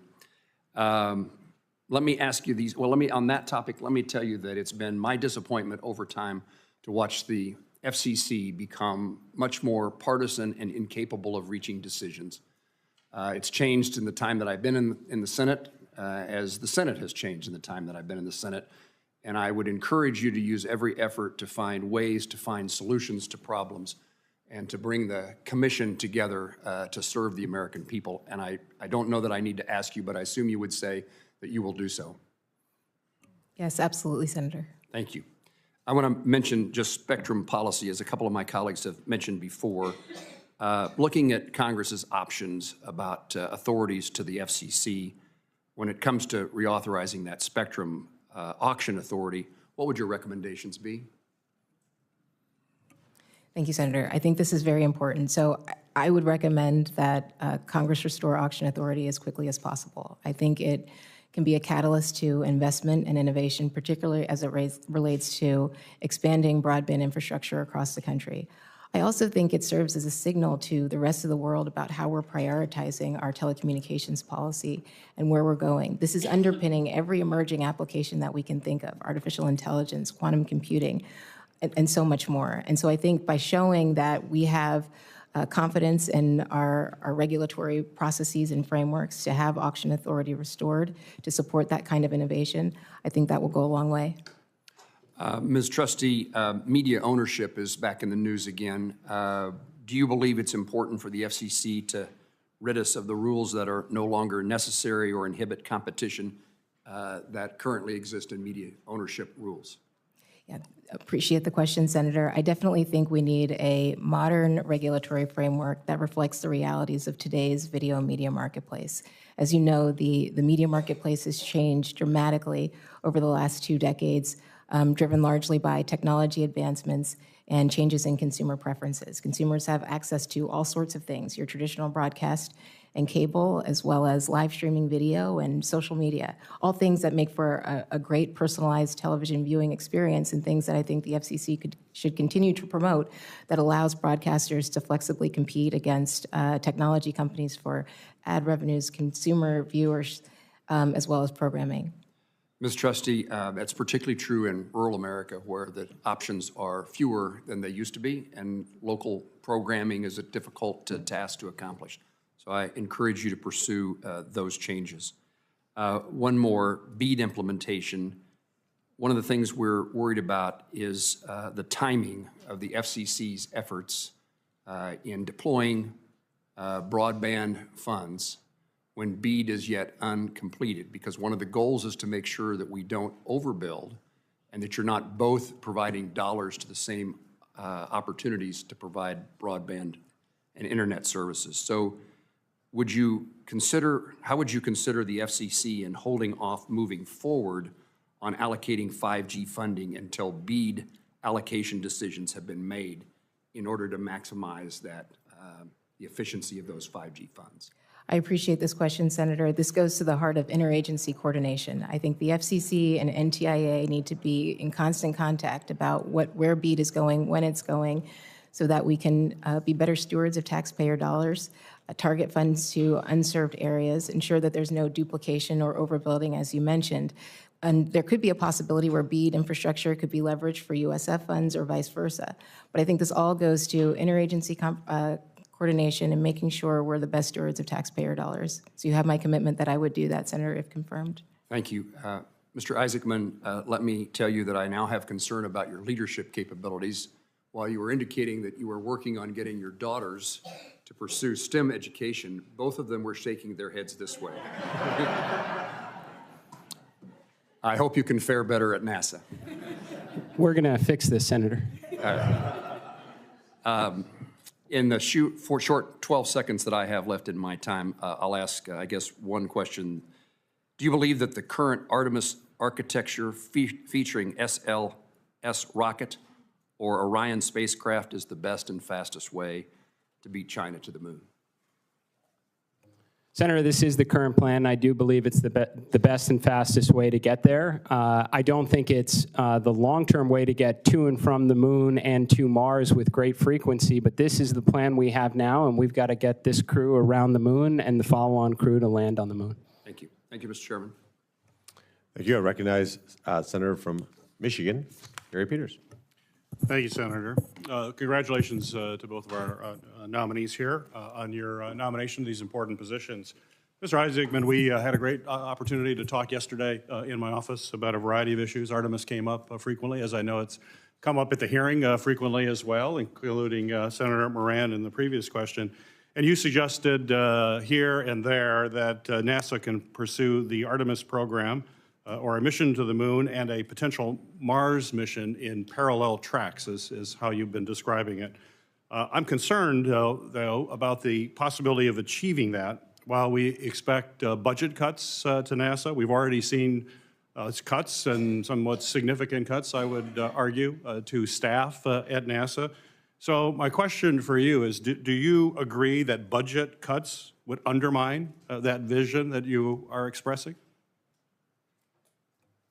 Well, Senator, I think right now NASA has a pretty extraordinary budget. I believe it's close to every federal law enforcement agency combined ×2. With that budget and those resources available, I do believe we can do the near impossible. I think we can have multiple flagship scientific missions at once, which means we can have multiple space exploration missions at once and try and solve the space economy in low Earth orbit, sir. Even with budget cuts, you'll be able to do that? Well, Senator, I'm not familiar with what what's potentially being contemplated, but I will absolutely do the most with the resources available to try and deliver on NASA's world-changing mission, sir. So given I think it's pretty clear we're likely to see constrained budgets, how do you envision speeding up our timeline for the Mars mission that you talked about while also ensuring that Artemis is properly resourced and protected from any future cuts that may come their way? Well, Senator, I think across the board, we have to acknowledge, as I mentioned in our opening remarks, we do have problems here. The presidents have called for return to the moon and a path to Mars since 1989. We spent a lot of money, and we haven't gotten this crew around the moon, let alone landing on it. If I'm confirmed, I absolutely am going to roll up my sleeves and get in the trenches with the best and brightest and figure out where we have our program challenges, what's impeding progress, clear those obstacles, and get back to delivering on the mission. If we can do that, then we're going to get the inspirational side of NASA going, we're going to get the STEM side growing, and the next generation is going to grow up and want to reach even farther, sir. As you know, public-private partnerships between NASA and commercial space companies is a critical part of space exploration efforts. You know that firsthand from your flight to space twice with SpaceX. And I understand that you have business ties with SpaceX previous to your nomination as well. My question for you, given the fact that Elon Musk serves both as the CEO of SpaceX as well as is a White House employee and leader over DOGE, which has significant influence over spending and contracts, at least that's what we have been seeing. Certainly in our meeting, I was happy to hear you say to me that you are not beholden to Elon Musk in any way. So I want to give you an opportunity to say that on the record, if I may. So first, have you had any communication, emails, text, or calls with Elon Musk regarding how your plan to manage NASA since you were nominated? Not at all, Senator. What steps will you take, if confirmed, to ensure that he is not allowed undue influence, given the extensive contracts that he has with NASA, to make sure that he has no undue influence over the awarding or the implementation of those contracts? Well, I think, Senator, I absolutely want to be clear. My loyalty is to this nation, the space agency, and their world-changing mission. I have to imagine that in the 1960s, Administrator Webb would have taken phone calls and welcomed the input from all the various contractors that were contributing to the endeavor. But they're the contractors. NASA's the customer. They work for us, not the other way around, Senator. Very good. Ms. Trusty, you have a deep history working on defense-related spectrum issues that are absolutely critical, as you know, to our security apparatus. However, agencies other than the DoD use spectrum for key public safety applications, and I believe that they need to be protected as well. One such band is 5.9, also known as the auto safety spectrum, which is overseen by the Department of Transportation. This band allows for the deployment of safety technologies, including cellular vehicle-to-everything technology that certainly enables collision avoidance, freight efficiency movements, and a whole lot more.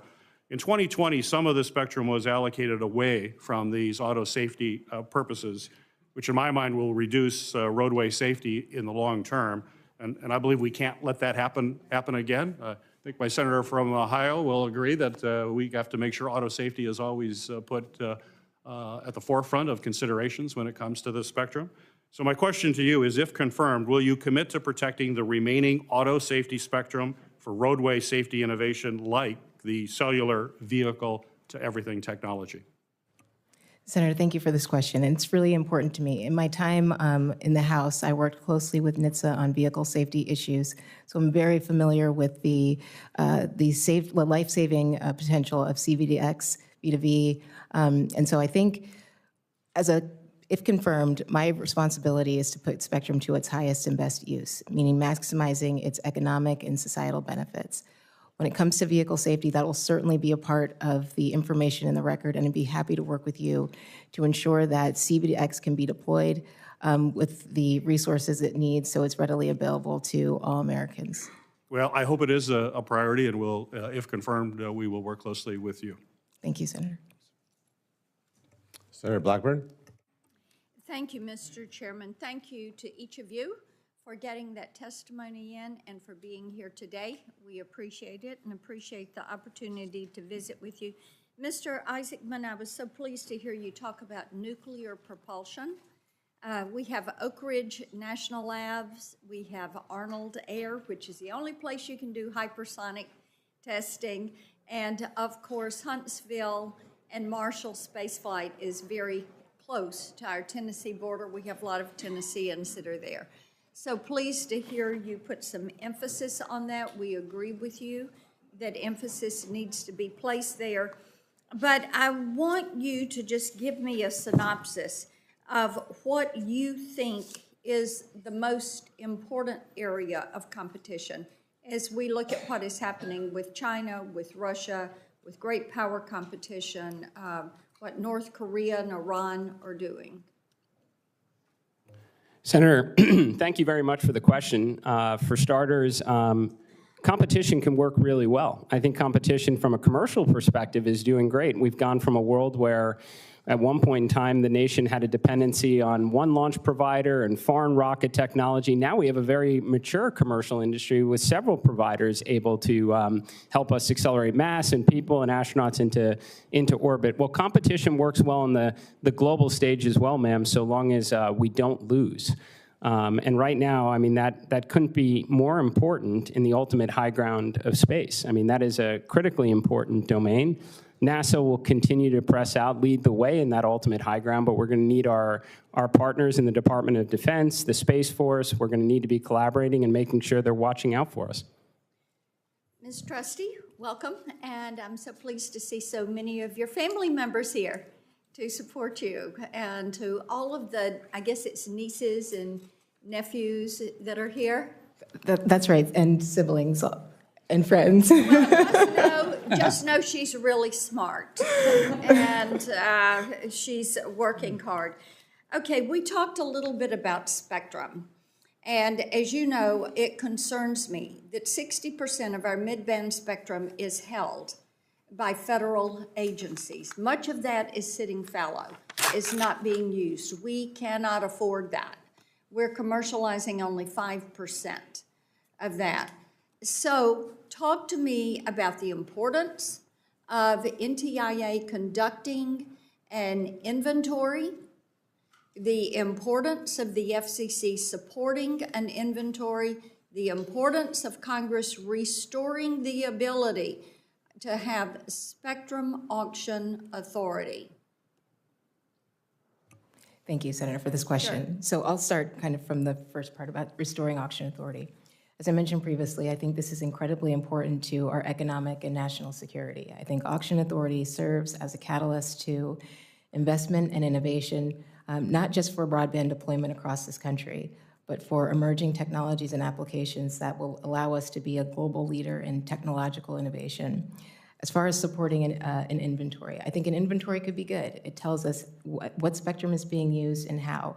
As you know, there may be some things that are classified or sapped and they won't be available to the public, but certainly members of the committee could have access to that information to make more informed decisions about spectrum management. But I think we do need to have a full view of what's available, what's being used, so that we can properly put spectrum to its highest and best use for economical. And maybe even share some of that spectrum. Potentially, as the studies indicate. Yes, ma'am. Okay. Talk to me a little bit about USF. I know Senator Fisher and Senator Klobuchar asked you about that. And I think USF has outlived its usefulness and needs to be replaced with something different. We'll see what the court has to say about it. So articulate reforms if they say you can keep USF, and replacement if they say you cannot. Sure, Senator, I appreciate this question. So universal service is the cornerstone of the FCC's mission. It's a part of the Communications Act to advance and preserve universal service generally as a concept. I just want to know reforms. Yeah. Yes, Senator. So there could be distribution reforms or contribution reforms, depending on what the facts tell us. I think there's an opportunity to have performance metrics for each of the programs to understand what the efficacy is of each of those programs in addressing the needs. There could be better oversight over eligibility requirements. There could also be better oversight over participating providers' compliance with those programs to ensure that those dollars are being targeted to those who need them. Excellent. Thank you so much. Thank you, Mr. Chairman. I'm going to send you one question on payola. Yes, ma'am. Because that is so important to our artists there in Tennessee. And to each of you, all the children deserve ice cream. They've been awesome today. Thank you, Senator. I would ask Senator Blackburn, is the ice cream limited to the children? Senator Cruz, you showed up on time today, so you too deserve ice cream. I will be certain that at lunch I serve you ice cream. I will take it. Senator Lujan. Well, it looks like I'm joining you for lunch, Mr. Chairman. Mr. Chairman, thank you for this hearing today. It's good to see you both here and with family support. That means something. Ms. Trusty, in last month's Supreme Court oral arguments in the USF case, the Solicitor General noted that the FCC commissioners do not have statutory for-cause removal protections. In our meeting yesterday, you stated that the issue of for-cause removal was subject to pending litigation and that you would not weigh in. Regardless, it appears that President Trump believes he can fire you at will when confirmed. How will you maintain your independence if the president can fire you simply because he may not like a position you take? Thank you, Senator. I appreciate the question, and I understand the importance of the issue. My job, if confirmed, is to focus on upholding and enforcing the law. Whatever happens with what's subject to pending litigation, my first obligation is to fax the law and with respect to the proceeding that comes before the commission. And that's, I think the FCC has a very transparent and open process, and my commitment would be to making sure that I have, what I would commit to, I have no fear, I would, without fear or favor, I would make a decision with respect to any individual or entity that comes before the commission. I appreciate that. Yesterday when we spoke, I shared with you I was a former utility commissioner and the importance of the training I received as an administrative law judge. And while we may be able to gather information elsewhere, it's the importance of the record. The decisions that will be made that are in front of you will be based on the record that is established. Is that something you agree with? Yes, Senator. I appreciate that. Ms. Trusty, as I shared with you yesterday, I've also been very disturbed by the actions taken by Chair Carr to investigate broadcast companies for their editorial decision-making. In January, Chair Carr reinstated complaints against ABC regarding its moderation of the debate between Trump and Harris. Trump complained that the debate was, quote, rigged, and stated, quote, they ought to take away their license for the way they did that. Do you think it's appropriate for the president to call for the revocation of broadcast licenses? So, Senator, I think President Trump has First Amendment rights to express his views. My responsibility, if confirmed, is to focus on the facts, FCC precedent, and the law in carrying out whatever the decision-making process is for proceeding before the commission. As part of that, in March of 2025, Chair Carr gave an interview to Bloomberg News in which he said, any business that are looking for FCC approval, I would encourage them to get busy ending any sort of their invidious forms of DEI discrimination. In addition, Chair Carr said that CBS's editorial decision regarding an interview with Vice President Harris would factor into the review. My question to you is, do you think it's appropriate to consider a broadcaster's editorial decisions when reviewing a merger? So, Senator, with respect to mergers or transactions, I would look at them through the lens of what advances the public interest. As you know, these are very fact-specific cases that require a thoughtful and thorough review of information in the record, and I would be guided by the statute. Let me ask the question very clearly. Do you believe that the FCC should be weaponized against media organizations? No, Senator. I appreciate that very much. Now, Mr. Isaacman, I have many questions for you. I want to be, I'm always aware of my members, my colleagues' time as well. I'm going to submit your questions to the record. Ms. Trusty, I just want to conclude by sharing with you that you have an ethical record. You have a strong reputation on Capitol Hill. Protect it. You have a bright future. We need good Democrats, good Republicans. I don't agree with all your positions. I don't agree with all my Democratic colleagues' positions. But the FCC should be a strong, independent body. We need good people there, and I appreciate you being here today. I yield back. Mr. Chairman, if I could, before we continue, for the record, Senator Fetterman would like to be recorded as an aye by proxy on the Roth nomination. Without objection, the record will be corrected to so reflect. Senator Sullivan. Thank you, Mr. Chairman, and to our nominees, congratulations, and thank you for willing to serve your country and your families. Great to see so many families here. Ms. Trusty, I want to make sure I get your commitment off the bat to come to Alaska, see the many challenges we have in Alaska. You can bring your whole family. We can do it during the summer. Go fishing, but I need you to get out to my state and see the challenges, particularly as it relates to communications, broadband, internet connectivity. You know, people talk about rural, and then there's Alaska, which is just way more rural than everywhere else. Can I get your commitment to do that? Absolutely, Senator. And you know, when the FCC commissioners do that, they've all come to our state. They realize that in terms of the FCC, there's really the need for importance on embracing flexible policies as it relates to Alaska. The FCC came up with the Alaska Plan, as I'm sure you're aware of, and then they've now referred to that as the FCC's Alaska Connect Fund. Will you commit to me to working with on any future changes? There's a midpoint pause in 2029 relating to the Alaska Connect pause that gives the FCC the opportunity to look at different flexibilities there. Can I get your commitment to work with me on both what was the Alaska Plan and now the Alaska Connect Fund? Yes, Senator, I'd be happy to. That has strong bipartisan support over the last several years in the FCC. Pretty much all the commissioners have supported it. Can I get your commitment on that? Yes, Senator. Great. I'm going to ask you a question for the record on media ownership that I'd like your response on. Mr. Isaacman, have you seen the movie The Martian? I have, Senator. Okay, I have well, my daughters are older now, but when I took them to see that, they were very inspired. And you kind of have the Hollywood version, the live version right here with all these smart, good-looking astronauts in our hearing room today. Can you give me your ideas on how to promote better through media, maybe even through Hollywood, these upcoming missions to the moon, missions to Mars, to inspire our young people? I think it's a really, really great opportunity.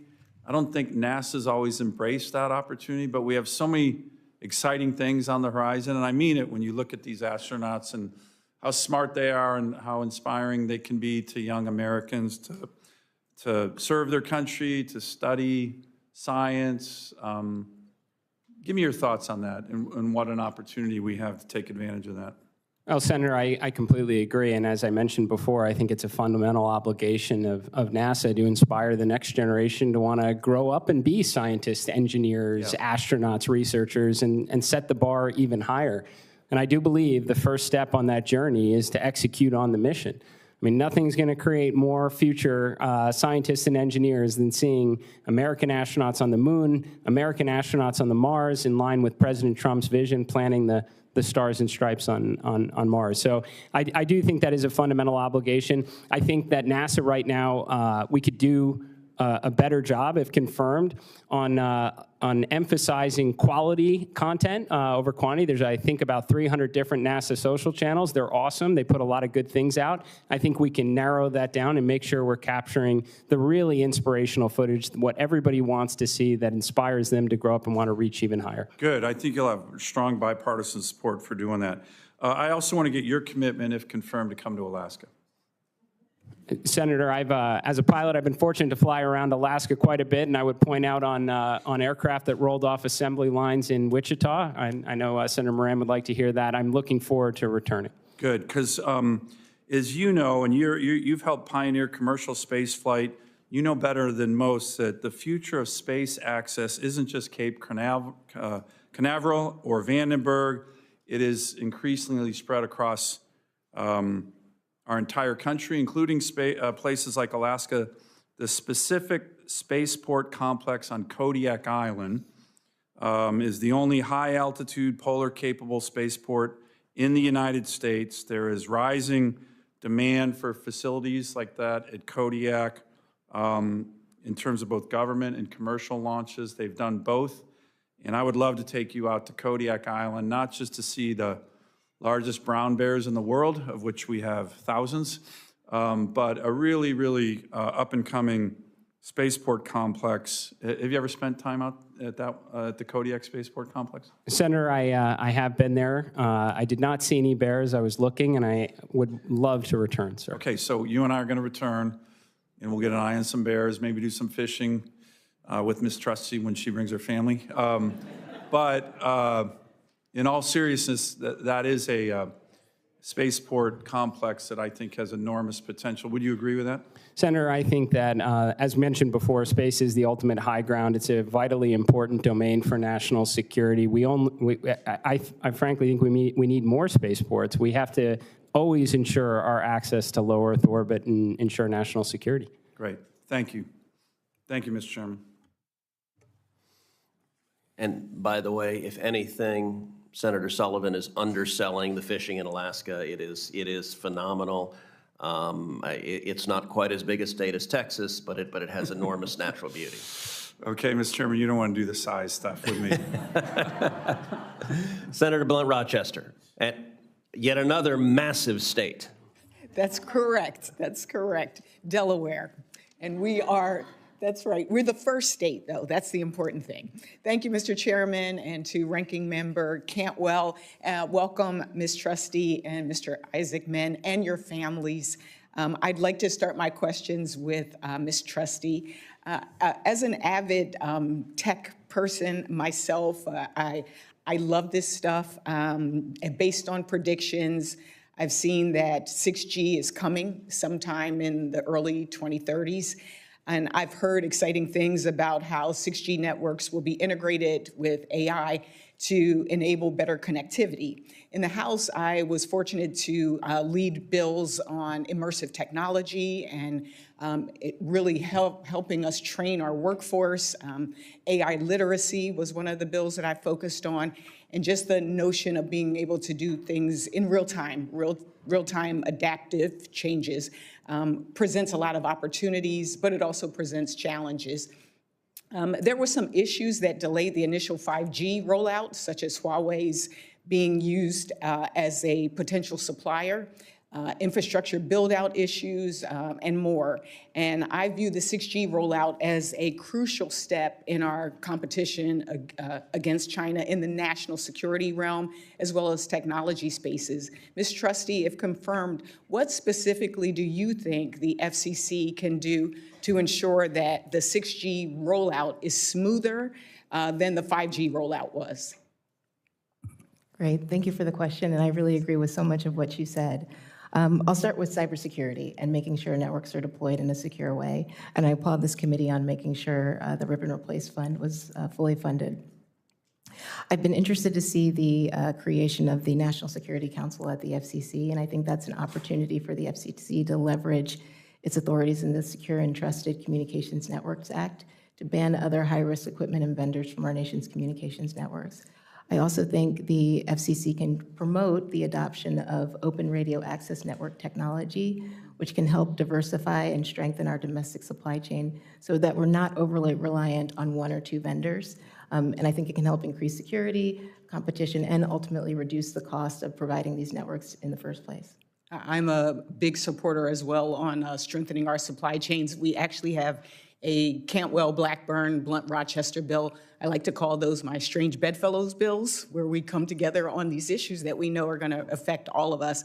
I want to also discuss the potential security concerns about 6G, particularly given, again, the flaws in 4G and 5G networks, such as a study finding that 100% of 4G networks were susceptible to denial of service attacks and 5G being vulnerable to network attacks. I know this is an easy one, so maybe it's a yes or no. Will you prioritize cybersecurity for 6G networks? Yes, Senator.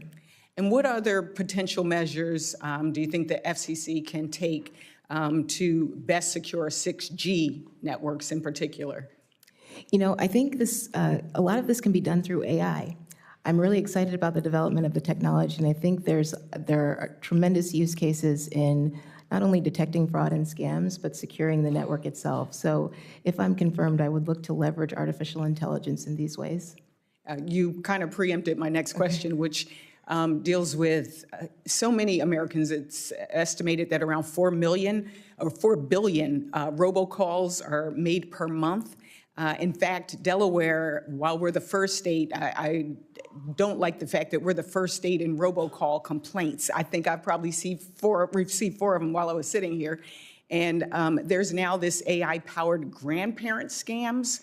Back when I was in the House, as I mentioned some of the legislation I introduced, but we had one on the Fraud and Scam Reduction Act to help tackle scams that target seniors. And I encouraged the FCC, I'm encouraged that they now cover AI voice calls under the TCPA. And last year, now Chair Carr supported requiring callers to disclose upfront to consumers when they receive an AI-generated call. Do you support requiring callers to disclose to consumers when it's an AI-generated call? I certainly think that can be helpful in protecting consumers from illegal robocallers, Senator. And I will say consumer protection is one of the areas that we are very much focused on. Should you be confirmed, would like to continue to work with you on that. And Mr. Isaacman, we had a very good conversation as well. I will be submitting questions for the record because I respect the chairman's time. So I yield back. Thank you. Senator Young. Well, thank you both for being here today. Mr. Isaacman, the U.S. economy, national defense, infrastructure, they all rely on satellites extensively these days for GPS, for weather, for communications purposes, for surveillance, and much more. So a collision or a loss of key satellites could result in even in catastrophic national security and economic costs. As you know, the TRACS system, Traffic Coordination System for Space, was launched in 2024. It's being developed to provide situational awareness data across civil, military, and commercial sectors. Mr. Isaacman, if confirmed, how would you ensure that NASA coordinates with Department of Commerce and DoD on space situational awareness and space traffic management efforts? Senator, thank you very much for the question. This is a subject that I'm pretty passionate about. My 2 missions to space, the #1 risk we faced was from orbital debris. For starters, I think NASA absolutely will play a role as this new frontier continues to open, and ideally we have lots of space stations and lots of activity and a great flourishing economic environment in space. I believe all of the information that we can gather from our assets on space debris should be funneled into a single mission control that has the ultimate situational awareness. But I have to say also the biggest threat, Senator, is what we can't track. What is so tiny, the millimeter-sized objects at orbital velocity that can shred a satellite or a spacecraft. And in that respect, we have to stop adding to the problem. The United States is very good at not adding to the problem. I can't say that's the same for some of our geopolitical rivals, sir. Maybe you could speak with a little more specificity about the gravity of the problem. Paint the picture for those who might be watching these proceedings about how extensive this challenge has become, and I'll just let you take it from there. Senator, absolutely. A lot of people think of whether it's a discarded second stage in orbit or a defunct satellite as the problem. We know where they are, and we can have trajectories that avoid them. The issue is the speck of paint that falls off that satellite that's now traveling at 17,500 miles an hour and can collide with another object going 17,500 miles an hour. I had an opportunity to visit the NASA facility, the White Sands Missile Range, and see what a 1 and 2 millimeter piece of aluminum does at near orbital velocities, and I can tell you what it penetrates through is it's eye-opening to say the least. It is an issue. We certainly need to do all we can to avoid any sort of kinetic conflict in low Earth orbit, to stop adding to the problem. And again, I think the United States does a fantastic job at doing this. We need to work really hard to make sure others, maybe less responsible actors, don't add to the problem. Well, I'd like to work with you on this challenge, should you be confirmed, as I believe you will be. So clearly you're conversant in it, and it sounds like you'll be prioritizing this. Ms. Trusty, the FCC's International Bureau Telecom and Analysis Division, TAD, issues licenses to own and operate submarine cables and associated landing stations in the United States. Commercial undersea telecom cables carry approximately 99% of transoceanic digital communication, serving as a physical backbone for our internet. Since 2022, Russia has stepped up its attacks on this infrastructure. In 2023, Yiping-3, a Chinese tanker that had previously departed a Russian port, cut 2 Baltic Sea cables. You know, incidents like this, we're reading about them on a regular basis these days. Ms. Trusty, what steps is the FCC's TAD office taking to protect undersea cable infrastructure and the sensitive data and information transmitted across undersea cables every day? Thank you, Senator, for the question. I think this is such an important issue. I focused a lot on it during my time on the Armed Services Committee. This is such an important part of our critical infrastructure, and I think we need to do more to secure it. As you mentioned, the FCC works closely with Team Telecom to review and approve undersea cable applications. I think we can promote more transparency in our foreign ownership in these undersea cables so we have a better sense of what the risks might be. I also think we should try to promote more U.S.-led undersea cable projects so that we can eliminate the risks entirely. In addition to that, I think exploring the diversification of undersea cable routes to ensure that there's no single point of failure to the extent an undersea cable is disrupted. But I think as a protective measure, we should work on strengthening our disaster recovery and emergency response plans, given that some of these cables are so vulnerable to exploitation. But if I'm confirmed, Senator, this would be a priority of mine. My office will follow up with you on some of your answers for further elaboration, but I do get the sense you're very much dialed into this. I'll just make one last comment, knowing that we have colleagues waiting. Setting standards, Ms. Trusty, at the FCC through international governing bodies is increasingly important. I think we have been outflanked over the years by the Chinese in particular, but also by others, and we need to develop a unified position here at the federal level between the FCC and state and NTIA and various other entities so that we can prioritize this moving forward. So we'll follow up with a question for the record about that as well. Mr. Chairman? Thank you. Senator Duckworth.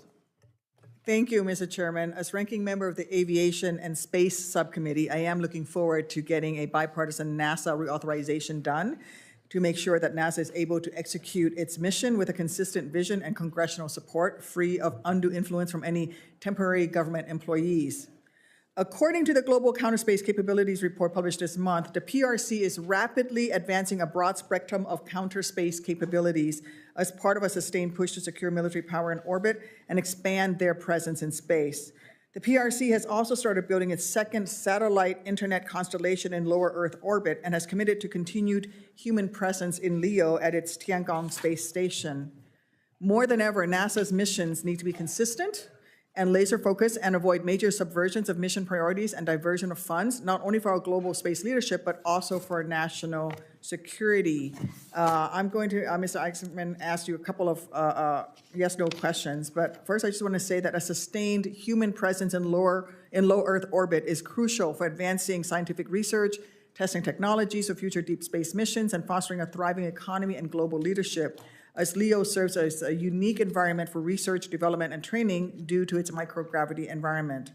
By supporting extended human operations in LEO, NASA can test exploration systems, conduct human research, and maintain operational expertise, vitals for missions on the moon and to Mars. These are not things that can be done by machine alone, and a gap in our human presence in LEO will likely result in ceding our leadership to the PRC. Mr. Isaacman, do you support maintaining continuous human presence in low Earth orbit?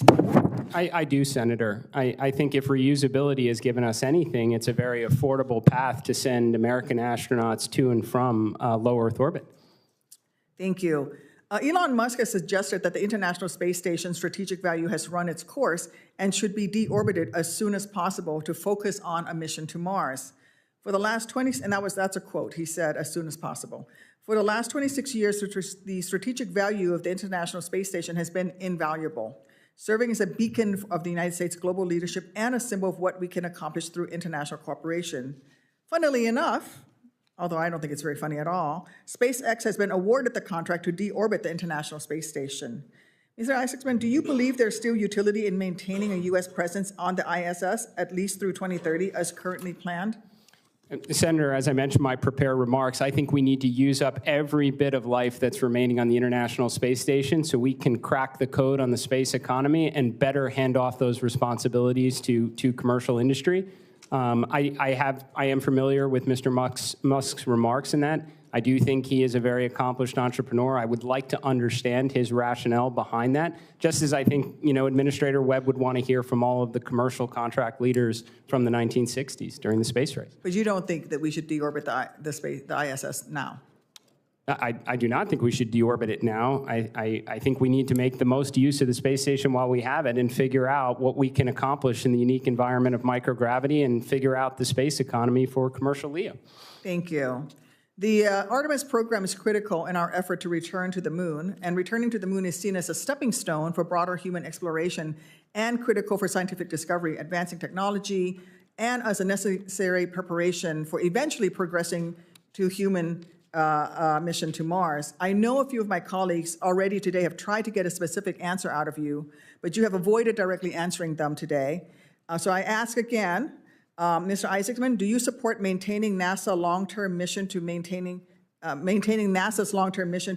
a human activity on the moon?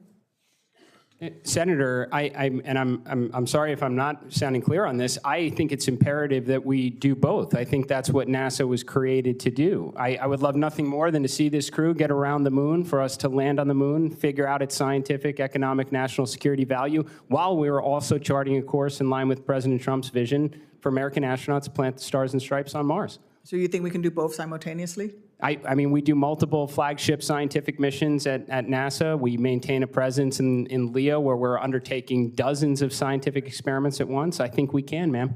You think we can maintain a mission, a presence on the moon and a mission to Mars simultaneously? I think we can do the moon and Mars and beyond. Okay. You know, whatever we can do to support the space program, I'm on board. I just have one final question I'm asking all the Trump nominees. If given an illegal or an unconstitutional order by President Trump or your superiors, would you oppose it? I don't think President Trump would give an illegal order, but I would follow the law, ma'am. And you would oppose if he were? I don't believe the president would give me an illegal order, ma'am. Okay, that's fine. But if given an illegal or unconstitutional order, will you oppose it? I will always follow the law, ma'am. So is that a yes? You will oppose the illegal order if given one by either the president or your superiors? Senator, I will always follow the law. I'm out of time, Mr. Chairman. Senator Moreno. I'll start with you, Mrs. Trusty. Thank you so much for taking the time in my office. We did not know each other before meeting with you. Your parents are beaming with pride, which I love to see, with good reason. You're somebody who has an incredibly great temperament, incredible intellect, and I can't think of somebody more qualified to do your job, honestly. The one question I have for you is, there's a scourge of robocalls that creates enormous amounts of scammers. Seniors are getting built of their life savings. How would you use advanced technologies to put an end to this?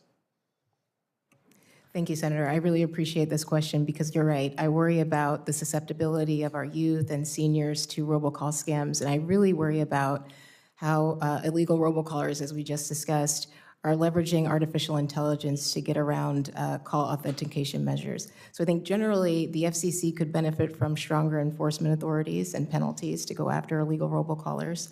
I also think the FCC can continue its work in working with international counterparts as well as states' attorneys generals to go after these fraudsters. But I think we need to discuss more proactive call blocking measures so that these calls never reach the end user. So again, I think artificial intelligence is the key here. Well, thank you, and I can't wait to have you in that agency taking care of it, and I'm sure you will. And again, thank you for serving this country. Thank you, sir. Mr. Isaacson, I'm sure with your deep intellect that you know that the Aircraft Engine Research Laboratory in Cleveland, Ohio, was created 17 years before NASA was created. And there's a sign when you drive into the center that says, "For the benefit of all." What does that mean to you? Well, Senator, I do believe that NASA's mission is to undertake the near impossible, to solve the most demanding, complex engineering challenges, to bring commercial industry can follow, and to bring the rest of the world along the way. And that's something that I'm sure you have a passion, a deep passion to make sure that we are always the leaders. Is that correct? 100%, Senator. And just for the record, could you give me a sense of the scale of difficulty it was for you as a kid, if I can say that, as a teenager, to create a company that would become as successful as yours? Give me the scale of difficulty and kind of give me the one example of like a deep challenge you faced making that happen that you thought maybe was impossible. Senator, there was certainly a lot of ups and downs over the last 26 years. I'd say probably some of the earliest challenges, although, I mean, as a company that went through the .com, the Great Recession, the pandemic, we certainly had our fair share of obstacles along the way. Probably some of the hardest was the earliest days, Senator, where we tried to grow through our own cash flows, which is always a challenge, and I was 16 years old, so I had to make sure I hid myself from any trade shows or in-person meetings. Occasionally, someone would show up at the house for a meeting, and my father fortunately took that for me. It's always hard to meet underachievers. So congratulations on that. How will you use that skill set at a complex organization like NASA? Senator, NASA is an extraordinary